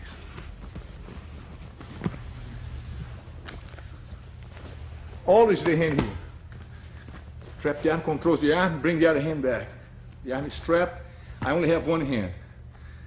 And hoist, start to lean the way to the side. Because, like I said, because my hooks are here, he cannot, I can't stop him from driving the way to the side. He can't, I can't stop him from going that way. Some guys think they're real smart, and as soon as you start leaning the way to the side, they're going to put the weight here with this leg. Now, hoist can't fall to that side anymore. That prevents you from falling this way. But although he can't go that way, he rolls to this side here now. And now goes to the side again, this way. Good job. Okay.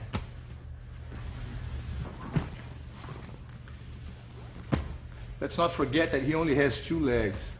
So at this point, when you do this, if he puts the leg on the ground, wait, to prevent you from driving your weight this way, he does not have the hook anymore. He either hooks the leg, roll this way, please. The leg hooks keep me on your back.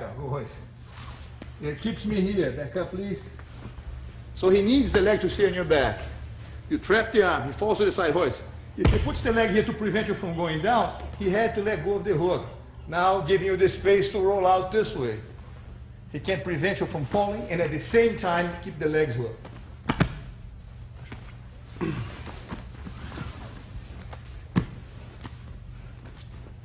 Got here. He's going to the side. I put the leg on the ground. He rolls out, controlling the arm here so that I can't improve my position. Stays close so that I don't have the space to get away from him. And then establish the position on top this way.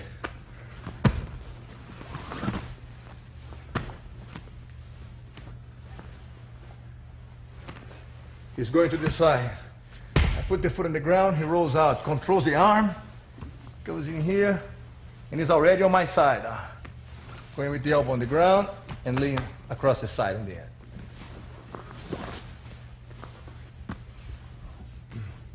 Well, we do this one time, hoist for the other side, please. So now if I change sides with my hand on the collar, he changes arms too. I'm going to turn this for a sec. Wait. This hand on the neck means that you're going to fall to that side. This hand on the neck means you're going to fall to this side. Be sure to use your legs to drive your weight to whichever side you want to go. Instead of waiting for me to grab the cloth and then maybe taking a chance with me grabbing the other, that's too late now. As soon as the person is on his back, the hand is already here. So the only option I have is to grab the cloth with this hand, right here. As I'm trying to grab the other collar, he's waiting. He controls my arm, and with the legs and the body, he drives the weight to that side. Hoist, go for it. Yes. Either I keep the hook, and now he slides, he's inching himself away. Sometimes he uses the hand to untangle that foot. Look, gets the leg out. Go, hoist. Keep the hip away. The hand here to prevent me from mounting. Either hook the leg and lift him over, and end up mounting. Yes.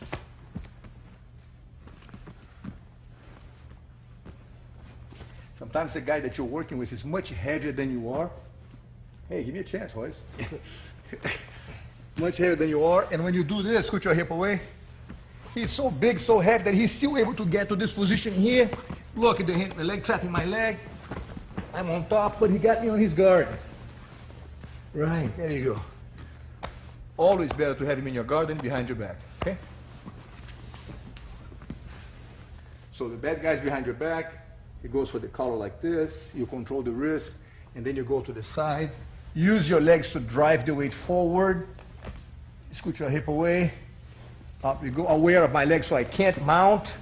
Right? And even if he goes on top, you put him on your guard. Right. Hoist, do me a favor. Come down this way a little bit. My friends, check this out. Sit up, hoist, for a second.